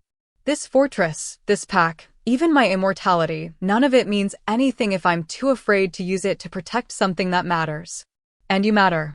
More than you know. She felt tears slip down her cheeks, but they were different from the ones she'd cried before. Not tears of pain or shame. Tears of relief. Of being seen. Of finally mattering to someone. I don't know what we are, she whispered. I don't know what this is between us. Neither do I. Damon smiled, small and genuine. But I know I haven't felt this alive since before the war. I know that when I'm with you, the centuries don't weigh quite so heavy. And I know that I'm willing to find out what we could be if you are. Helen thought about tomorrow. About the council and her father and the choice she would have to make. About the prophecy that said she would decide salvation or ruin. about all the ways this could end in fire and blood. Then she thought about this moment. About Damon's arms around her and the way their powers sang together. About finally being seen not as an abomination but as something precious. "I'm willing," she said. He kissed her again, slower this time, like they had all the time in the world instead of just tonight. Like tomorrow didn't exist with all its threats and fears.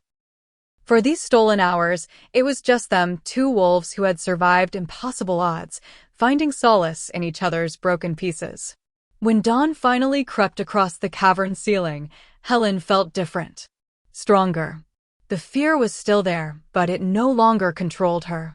Tomorrow, she would face the council. Tomorrow, she would show them exactly what the silver flame could do. But tonight, she had this.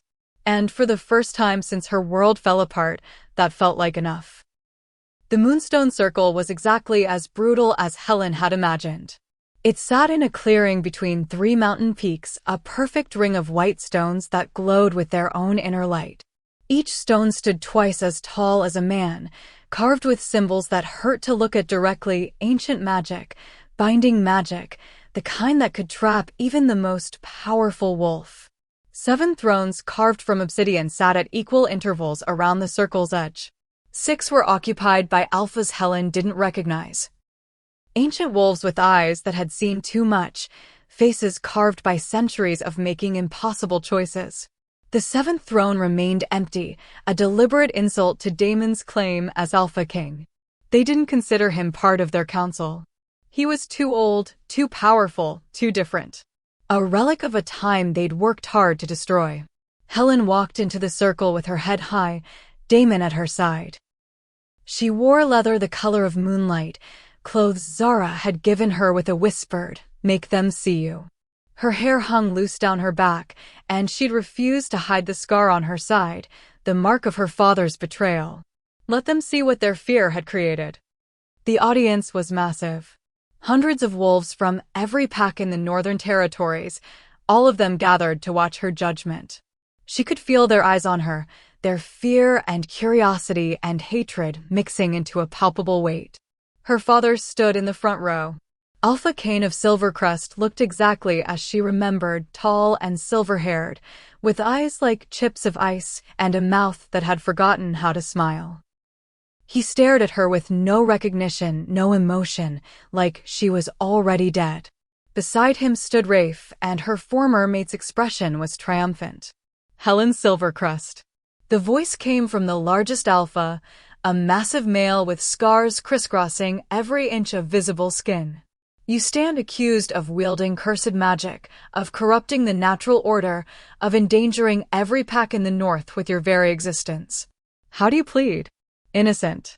Her voice rang clear across the circle.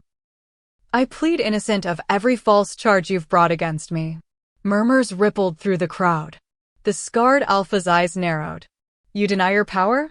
I deny it's a curse. Helen took a step forward. I saved my brother's life. I healed dying wolves. I purified shadow beasts that were slaughtering your people. If that's corruption, then I'm guilty. But I call it salvation. Arrogant. Another alpha rose, this one a woman with silver streaking through black hair. You speak of salvation, yet 3 wolves in Silvercrest territory have manifested unnatural powers since you awakened yours.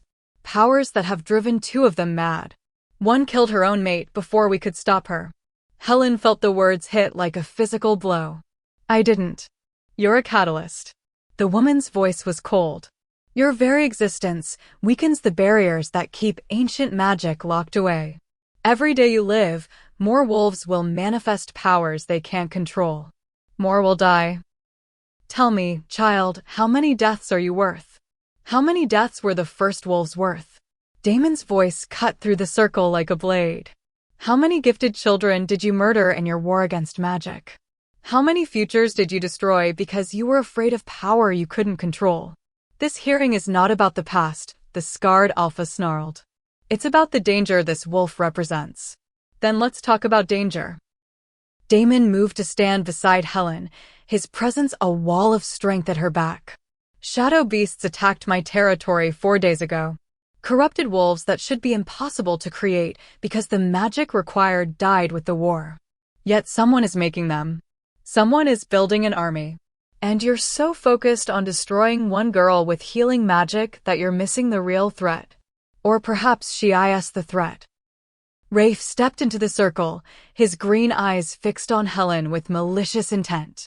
Perhaps the shadow beasts came because she called them. Perhaps her power draws corruption like a magnet. That's insane, Helen breathed. Is it? Rafe pulled something from his jacket, a crystal that pulsed with sickly red light. This was found in the ruins where you lived as a child, Helen. Before your family joined Silvercrest. Before you learned to hide what you were. Helen stared at the crystal, ice flooding her veins. I've never seen that before. It's a soul anchor. Rafe's voice carried to every corner of the clearing. Used in the creation of shadow beasts. It stores corrupted magic, allows the creator to imbue their darkness into unwilling victims. He held it higher. And it resonates with your power, Helen. Watch. He threw the crystal toward her. Helen's instincts took over. She raised her hand, the silver flame erupting to protect her. And the crystal exploded with black light that tangled with her fire. For a horrifying moment, her silver flame turned dark, shot through with veins of corruption. The crowd gasped. Several wolves shifted, ready to attack. No. Helen stared at her hands in horror, watching the darkness spreading through her light. No, this isn't. I didn't. You see. Rafe's voice was triumphant. The corruption lives inside her. She's been creating shadow beasts without even knowing it, her power reaching out and twisting innocent wolves into monsters. You're lying. But Helen's voice shook. Because what if he wasn't? What if her power really was dangerous, really was corrupting others? What if everyone who'd ever feared her had been right? Helen, look at me. Damon grabbed her shoulders, forced her to meet his eyes. This is a trick. Someone planted that crystal. Someone is framing you. Or someone is finally showing us the truth. Her father's voice cut through the chaos. Alpha Cain stepped into the circle, his expression carved from stone. I knew when she manifested that cursed flame that she would bring ruin. I tried to save her.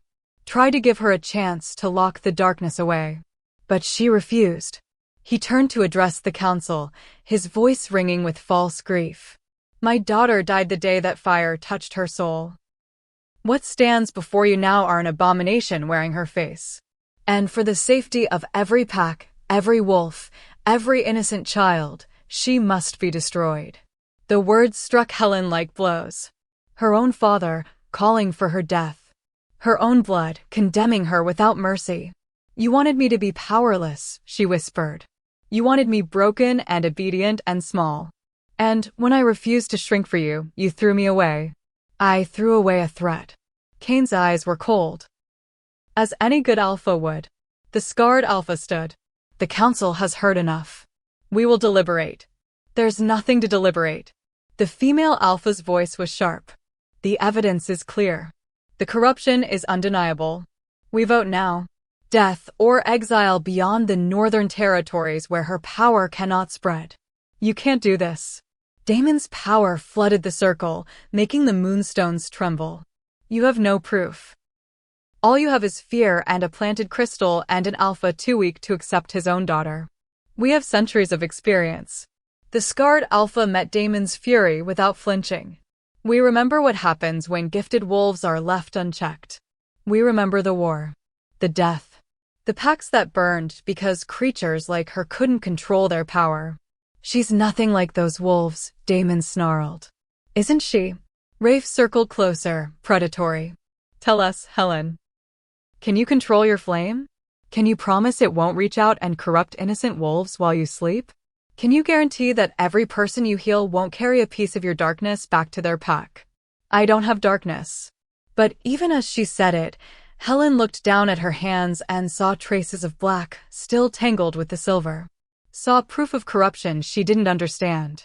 What if they were right? What if she was dangerous? The council votes. The scarred alpha's voice boomed across the circle. All in favor of execution, signify with. Wait. A new voice cut through the proceedings, young and frightened. Please wait. A wolf stepped into the circle, a young male Helen recognized from the shadow beast attack. One of the wolves she'd healed. His hands shook, but his voice grew stronger as he spoke. I was corrupted by a shadow beast. I felt the darkness eating me from the inside, turning me into something monstrous. And then she healed me. He pointed at Helen. Her silver flame drove the corruption out, purified it completely. If she was the source of that darkness, how could she also be the cure? He's right. Zara stepped forward, and Helen's breath caught. Damon's second had no reason to defend her, every reason to let her die. I've seen her power up close. I've felt it when she linked with Damon to cleanse the battlefield. There's no darkness in her flame. Only light. Light can cast shadows, Rafe countered. She's hiding what she truly is. Or you're hiding the truth. Damon's eyes blazed gold as he turned on Rafe. Who gave you that crystal? Who told you where to find it? Who benefits most from Helen being destroyed? Rafe's expression flickered, just for a moment. Guilty. Caught. Answer him. The female alpha leaned forward, interest sharpening her gaze. Who is your source? I don't have to answer to a relic, Rafe spat. The evidence speaks for itself. The evidence is a lie. Helen found her voice, found her strength. The fear was still there, but underneath it burned something hotter. Anger. Someone is framing me. Someone wants me dead before I can discover what I really am, what I could become. She turned to face the council, the crowd, her father. You're also afraid of power. You don't understand that you'll destroy anything different, anything that doesn't fit your perfect hierarchy. But I'm done being afraid. I'm done apologizing for existing. And I'm done letting you tell me who I am. Silver flame erupted from her skin, pure and bright, and absolutely free of corruption. It rose around her like wings, casting the entire clearing in ethereal light. I am Helen. I am the silver flame. And I am not your enemy, but I will be if you force me to become one. For a moment, no one moved. The wolves stared at her in awe and terror, at the power she could no longer hide. At the thing they'd been trying to kill since the moment it woke. Then her father moved, faster than she'd ever seen him move. He lunged across the circle with a silver dagger in his hand, aimed straight at her heart. Damon intercepted him mid-leap. The two alphas collided with a sound like thunder, rolling across the ground in a tangle of fangs and fury. Cain shifted, his wolf large and vicious, and Helen watched in horror as her father tried to tear out Damon's throat. Stop! She screamed, her power surging. Stop it! The silver flame exploded outward in a wave that knocked every wolf in the circle back 10 feet. When the light cleared, Damon and Cain were frozen in place, held by threads of silver light that had wrapped around them like chains. Helen stared at what she'd done. She hadn't meant to restrain them, hadn't meant to use her power like a weapon. But it had responded to her desperation, her need to stop the violence, and now every wolf in the clearing was looking at her like she'd just proven every fear they'd ever had. Release them. The scarred alpha's voice was hard. Release them now, or we will consider this an act of war. I can't. Helen's voice broke. I don't know how. I didn't mean to. She's out of control, someone shouted. She'll kill them both. She's going to kill us all, another voice cried. The panic spread like wildfire. Wolves began to shift, to run, to prepare for battle.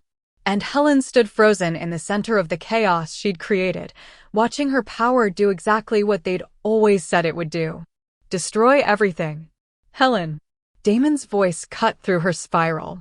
He was still held by her silver chains, but his eyes were calm. Steady. Breathe. Listen to my voice. You can control this. I can't. Tears streamed down her face. They were right. I'm dangerous. You're scared. His voice gentled. And your power is responding to your fear. But fear doesn't control you, remember? You control the flame. Now prove it. Release us. Helen closed her eyes, reached for the place where the silver flame lived. It was wild, panicked, lashing out to protect her from threats it didn't understand. She whispered to it, coaxed it, showed it that the danger had passed. Slowly, the chains dissolved. Damon caught her as she collapsed, held her while she shook with exhaustion and shame. Around them, the council conferred in low, urgent voices. The crowd murmured, their fear palpable. Then the scarred Alpha stood, and silence fell. The council has made its decision.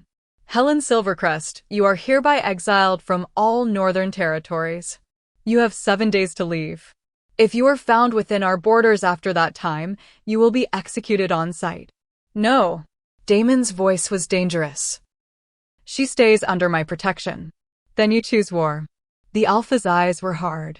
Blackthorn Keep will be considered hostile territory. Any wolf who harbors her will be treated as an enemy combatant. This is the council's final word. Helen felt the world crumbling around her. Exile. War. Everything Damon had built for 3 centuries, destroyed because he'd tried to save her. I'll go.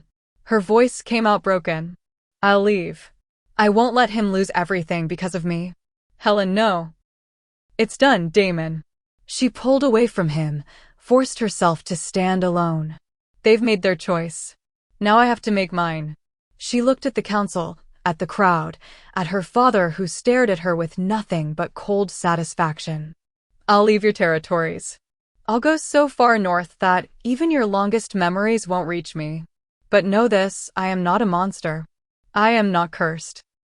And when the real darkness comes, when shadow beasts pour from the mountains and your precious hierarchy can't save you, don't come looking for the silver flame. She'll be too far away to hear you screaming. She turned and walked out of the circle, her head high despite the tears streaming down her face. Behind her, she heard Damon calling her name, heard the crowd's relief and fear and satisfaction. She heard her father's voice, one last time, run fast, abomination. Death is always faster. And she ran. Helen made it 3 miles before the grief consumed her.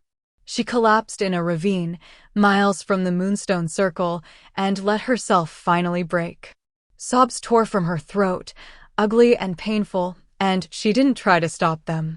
She'd lost everything. Her pack. Her home. Damon. The one person who'd ever made her feel like she mattered. She should keep running. Should get as far from the Northern Territories as possible before the 7 days expired. Should disappear and let everyone forget she ever existed. But as she knelt there in the dirt, something inside her shifted. She thought about her brother's face when she'd pulled death from his lungs. About the wolves she'd saved from shadow corruption. About Damon's kiss and Zara's respect and the moment in the shrine when the goddess herself had shown her 2 paths. Run or burn. Submit or transform. Die or become exactly what they feared most. Helen stood up slowly, wiped the tears from her face, and made her choice. She was done running. The silver flame erupted around her, brighter than it had ever been. It poured from her skin in cascading waves, and this time she didn't try to control it. She let it rage. Let it grow. Let it consume everything until she stood at the center of a pillar of light that shot into the sky like a beacon. And she called. Not with words. With power. With the ancient magic that lived in her blood, that had slept in her bloodline for 1,000 years, waiting for someone brave enough to wake it fully. She called to every wolf with gifted blood. Every descendant of the first wolves who'd been hiding their power, terrified of discovery. Every wolf who'd felt magic stirring in their veins and thought they were going mad. Come to me, she whispered with her flame. Stop hiding. Stop being afraid. We are not monsters. We are not cursed. We are exactly what we were meant to be. The answer came immediately. Power flared across the Northern Territories, dozens of responses, maybe hundreds, as gifted wolves finally stopped hiding. She felt them waking, felt their magic rising to meet hers. Fire and earth and mind and blood, all the old gifts that had been suppressed and denied for centuries. And she felt something else. Something dark and vast and hungry, stirring in the mountains to the north. The real enemy. The thing that had been creating shadow beasts. The thing that had framed her, that wanted the gifted wolves destroyed before they could unite. It felt her calling, and it answered with rage. Helen opened her eyes to find herself surrounded. Shadow beasts poured from the ravine walls, hundreds of them, more than she'd ever seen. Their red eyes blazed with malevolent intelligence, and she understood with sudden, horrifying clarity. They weren't mindless. They never had been. They were controlled. Directed. An army waiting for the right moment to strike. And she'd just announced herself as the primary threat. Come on, then. Helen's voice was steady, calm. The fear was gone, burned away by something hotter. Purpose. Let's see what the silver flame can really do.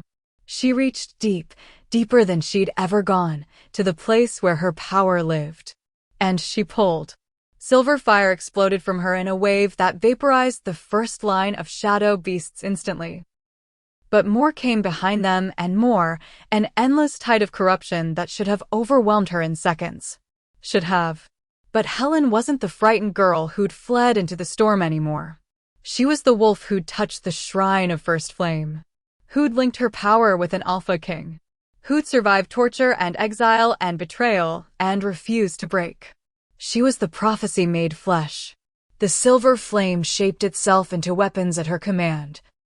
Spears that pierced through shadow beasts, shields that deflected their corruption, chains that bound them long enough for her fire to purify them.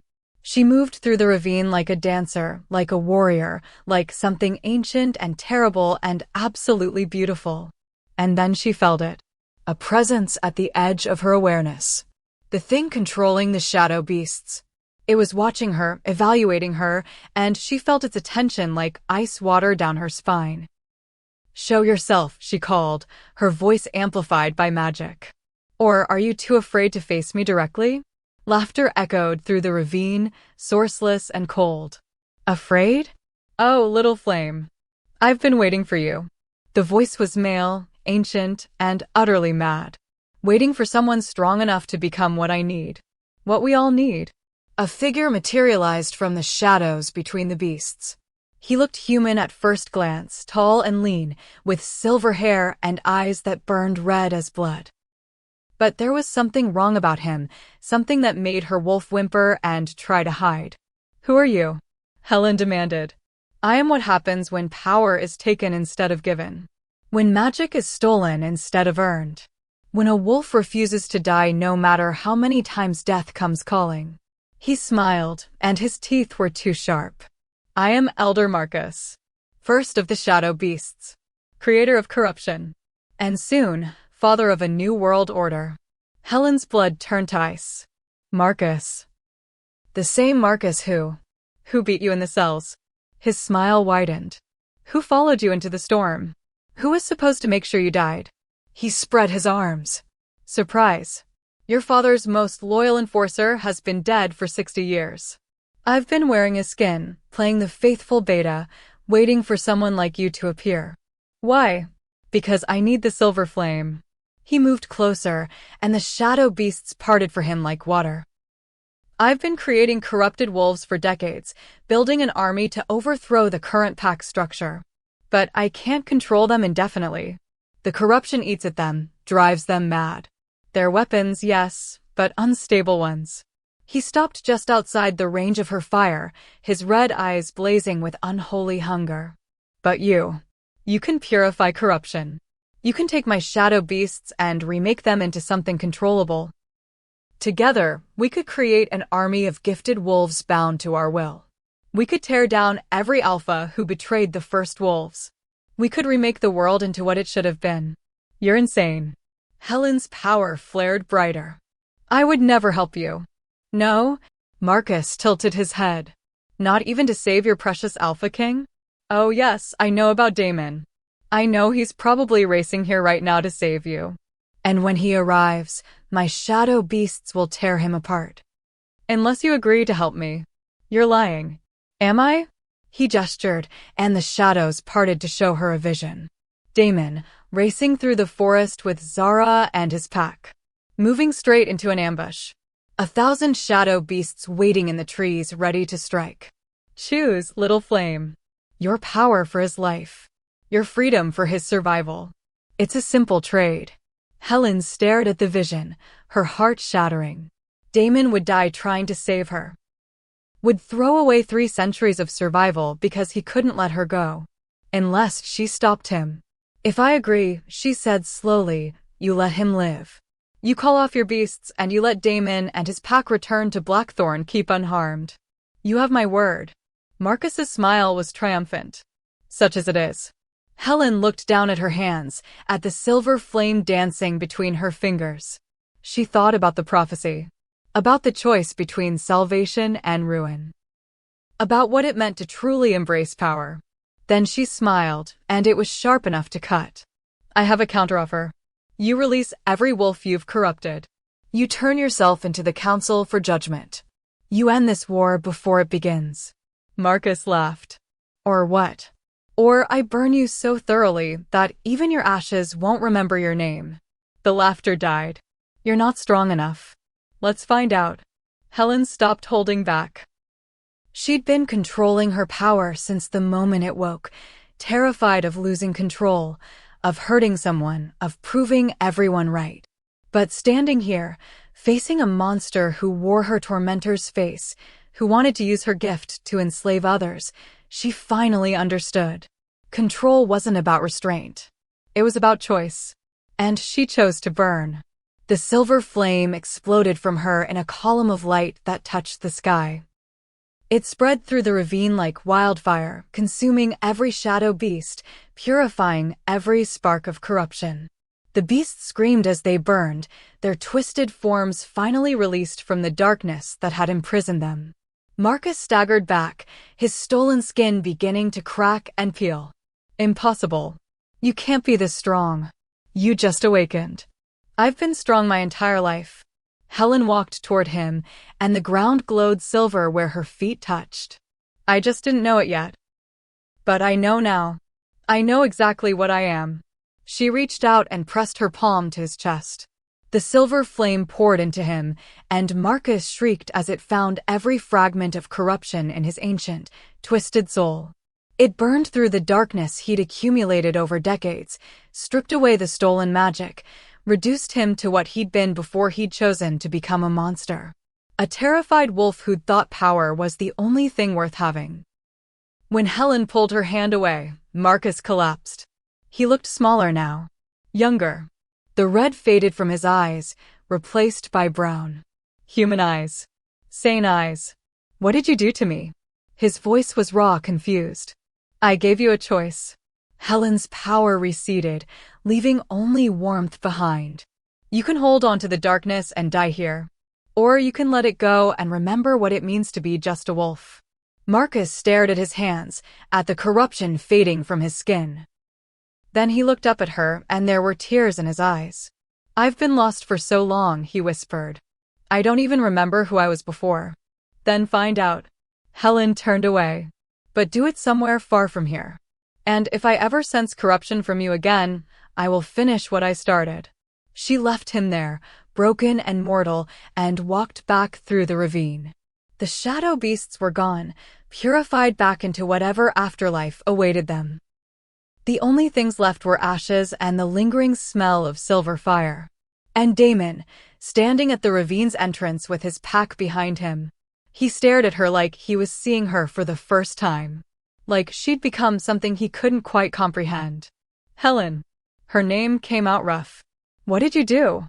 What I had to. She met his eyes, let him see the truth there. I stopped running. I stopped being afraid. And I claimed exactly what I am. The silver flame. Zara breathed, and there was awe in her voice. The prophecy is true. The prophecy is happening.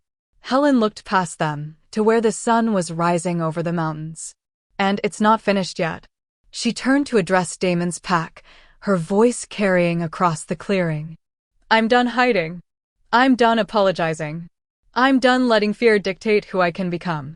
The council exiled me because they're terrified of power they don't understand. But I'm not going anywhere. She let her flame rise again, a beacon visible for miles. I'm staying. I'm building a place where gifted wolves can live without fear. Where power is celebrated instead of condemned. where no one has to hide what they are. Her eyes blazed silver. And anyone who wants to stop me can try. But they should know I am done being merciful. Damon moved toward her slowly, like approaching something wild and beautiful and dangerous.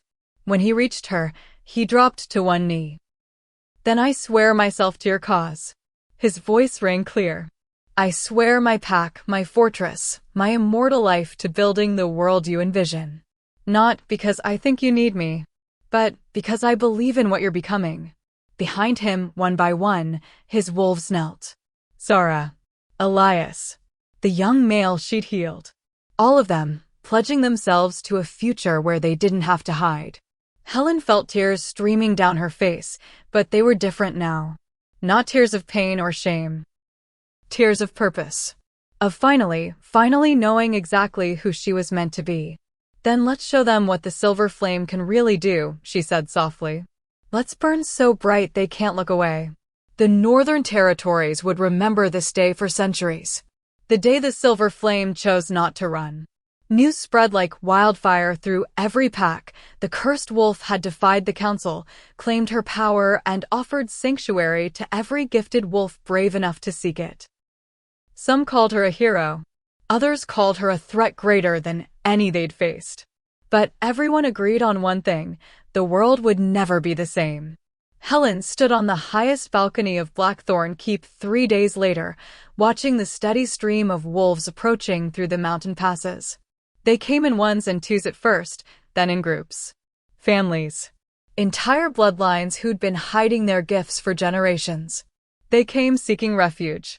Seeking training. Seeking the chance to be exactly what they were without fear of death. She felt Damon's presence before he spoke, the warmth of him settling beside her like coming home. 53 so far, he said quietly. By tomorrow, there will be more. The council won't allow this. Helen didn't take her eyes from the approaching wolves. They'll see it as a declaration of war. They'd be right. He leaned against the balcony rail. You're building an army, whether you mean to or not. Every gifted wolf who comes here shifts the balance of power away from their rigid hierarchy. Is that what I'm doing? She finally looked at him. Building an army?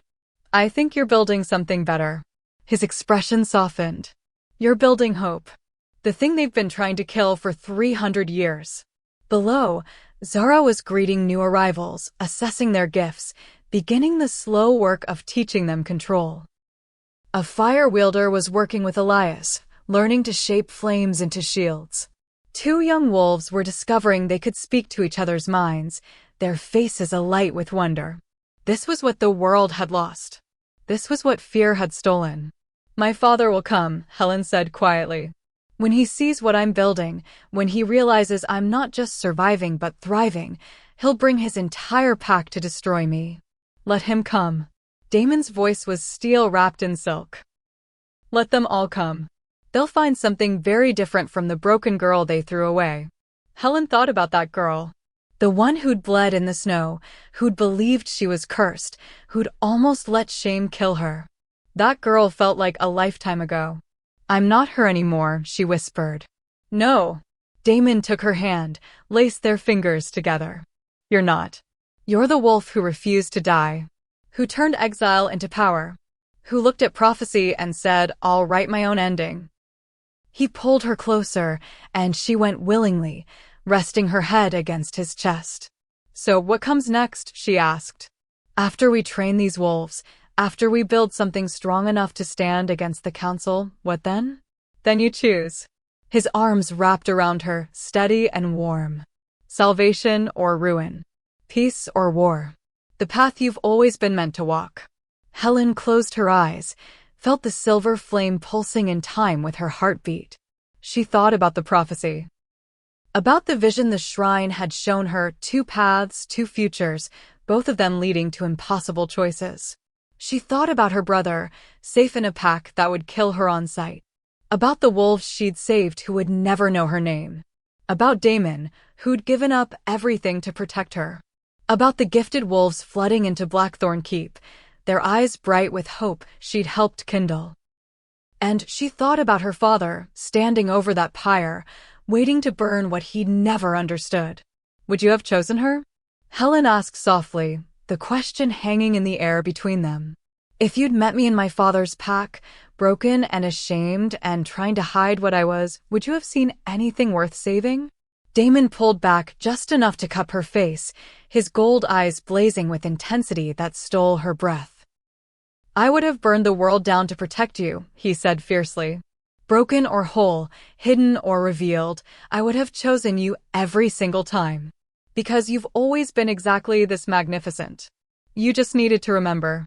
The words cracked something open in her chest, and Helen felt the last piece of shame finally release its grip. She wasn't cursed. She wasn't wrong. She was the silver flame, and she was exactly what the world needed her to be. Below, more wolves arrived, seeking sanctuary, seeking hope, seeking her. And Helen knew, with absolute certainty, that she would never let them down. The prophecy said she would choose between salvation and ruin. But standing here, watching gifted wolves finally learning to embrace their power instead of hide it, she realized the prophecy had always been wrong. It wasn't one or the other. It was both. She would save every wolf brave enough to stand with her. And she would ruin anyone who tried to stop them. The war was coming. The council would bring armies. Her father would bring death. And somewhere in the shadows, more creatures like Marcus were probably planning their own moves, waiting for her to make a mistake. Let them come. She'd spent her whole life being afraid, being small, being what everyone else needed her to be. She was done with that. Now, she was going to burn bright enough to light up the Northern Territories. She was going to build something so beautiful that even her enemies would have to acknowledge it. She was going to become exactly what the goddess had made her to be. The silver flame. And if the world wasn't ready for her, well, that was their problem, not hers. Helen pulled away from Damon, moved to the edge of the balcony, and let her power rise one more time. The silver flame poured from her skin, visible for miles, a beacon calling to every hidden wolf, every suppressed gift, every spark of magic that had been told it was wrong. Come home, she whispered with her fire. Stop hiding. Stop being afraid. You are not cursed. You are not monsters. You are exactly what you were meant to be. And together, we will remind the world what happens when power refuses to die. Below, wolves began to cheer. Above, the stars seemed to burn brighter. And beside her, Damon smiled like he'd just watched something impossible become real. So tell me, Helen said, her voice steady and sure and absolutely fearless, would you have chosen her? The cursed wolf. The outcast. The girl with fire in her blood and shame in her heart. She turned to look at him, and her silver eyes blazed with a question that reached deeper than words. Would you have feared her too? The silence stretched between them, heavy with meaning, with possibility, with the weight of everything they'd been through and everything still to come. Then Damon smiled, slow and devastating and full of promise. I would have seen her for exactly what she was, he said softly. A girl cursed with too much fire, trying to survive in a world that wanted her extinguished. He reached out, traced the line of her jaw with infinite gentleness. And I would have shown her how to burn. Helen felt something settle in her chest. Something that felt like completion. Like coming home after a lifetime of wandering. She'd been running her whole life from her power, from her destiny, from the truth of what she was. She was done running now.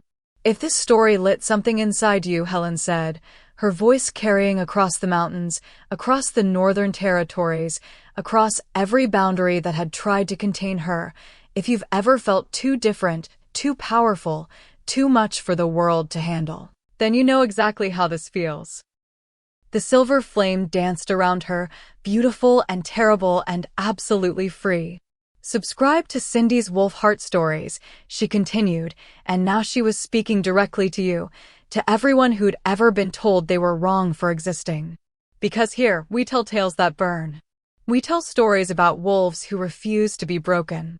About power that can't be extinguished. About girls who were called monsters until they learned to roar. She lifted her hand, and the flame shaped itself into a heart made of silver light, pulsing in time with her heartbeat. We tell stories about finding your pack when the world casts you out. About discovering that the thing you were taught to fear is actually your greatest strength. About burning so bright that even your enemies have to stop and stare. The heart exploded into a cascade of silver sparks that drifted down like snow, like stars, like promises waiting to be kept.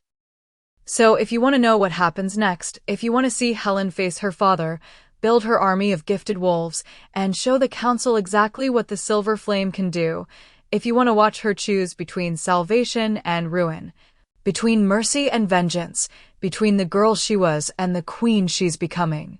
Helen's smile turned sharp, predatory, absolutely magnificent. Then hit that subscribe button. Turn on notifications. Because this story isn't over. This story is just beginning. And trust me, the silver flame blazed brighter, hotter, more beautiful than ever.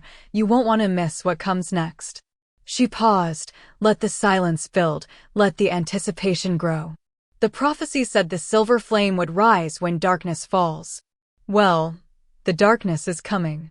The council is mobilizing. Her father is building that pyre. And somewhere in the shadows, more enemies are gathering, waiting for their chance to strike. Her eyes blazed with challenge, with promise, with the kind of fire that could forge kingdoms or burn them to ash. But here's what they don't understand. Here's what they've never understood. She spread her arms, and the silver flame erupted from her in wings of light that stretched across the sky. You can't kill fire. You can only make it angry. The words hung in the air like a threat, like a promise, like a declaration of war written in flames. So subscribe to Cindy's Wolfheart stories. Join Helen's pack. Stand with the gifted wolves. Because when the war comes, and it's coming, you'll want to be on the right side. She let the flame recede slowly, bringing it back under her skin but never dimming it completely. Never hiding it again. Like this video if you're ready to watch her burn down everything that tried to break her. Comment and tell me, would you have chosen her side? Would you have stood with the cursed wolf? Or would you have feared her too? Helen turned back to look at Blackthorn Keep, at the wolves training in the courtyard, at the future she was building one spark at a time. Share this story with someone who needs to hear it. Someone who's ever felt too different, too powerful, too much. Someone who needs to know that being different isn't a curse, it's a gift. The sun began to set behind the mountains, painting the sky in shades of gold and crimson. But the silver light emanating from Helen outshone even that, a beacon that refused to be dimmed by darkness. Next time, on Cindy's Wolfheart Stories, her voice dropped to something dark and thrilling. Helen makes her choice. The council brings war. Her father brings death. And the silver flame shows them all exactly what happens when you try to destroy something that was born to burn. She looked directly ahead, as if seeing through time itself, seeing every challenge coming, every battle waiting to be fought. Will she choose mercy or vengeance? Will she save the world or burn it down? Will she become the hero the prophecy foretold, or the villain they always feared she'd be? The silver flame pulsed once, twice, like a heartbeat, like a promise. Subscribe to find out. Because here at Cindy's Wolfheart Stories, we tell tales that refuse to be forgotten. We tell stories about wolves who held back at the darkness. We tell legends about girls who learned that the thing everyone feared most was actually their salvation. Helen smiled, and it was beautiful and terrifying and absolutely unstoppable. We tell stories that burn. The silver flame exploded one final time, filling the sky with light that would be visible for miles. Every pack in the Northern Territories would see it. Every alpha would know that the silver flame had made her choice. She wasn't running. She wasn't hiding. She wasn't apologizing. She was standing her ground, calling her people home, and daring anyone to try and stop her. So hit that subscribe button, Helen said softly, her voice carrying the weight of prophecy and promise. Join the pack. Stand with the fire. Because the real story, the one where everything changes, is about to begin. She turned and walked back into Blackthorn Keep, Damon at her side, leaving only the lingering glow of silver light and a question that would haunt everyone who heard it. Would you have chosen her? Or would you have feared her too? The screen would fade to black, but the silver glow would remain, pulsing gently.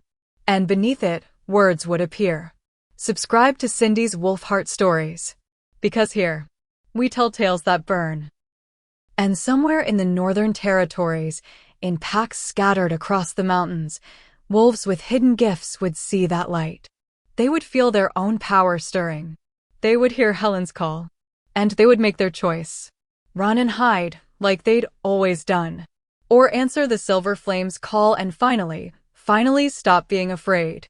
The prophecy was unfolding. The war was coming. The world would never be the same. And it all started with one girl who refused to let shame kill her light. One girl who learned to burn. One girl who became exactly what the world needed, even when the world didn't know it yet. The silver flame had risen, and nothing would ever put her out again.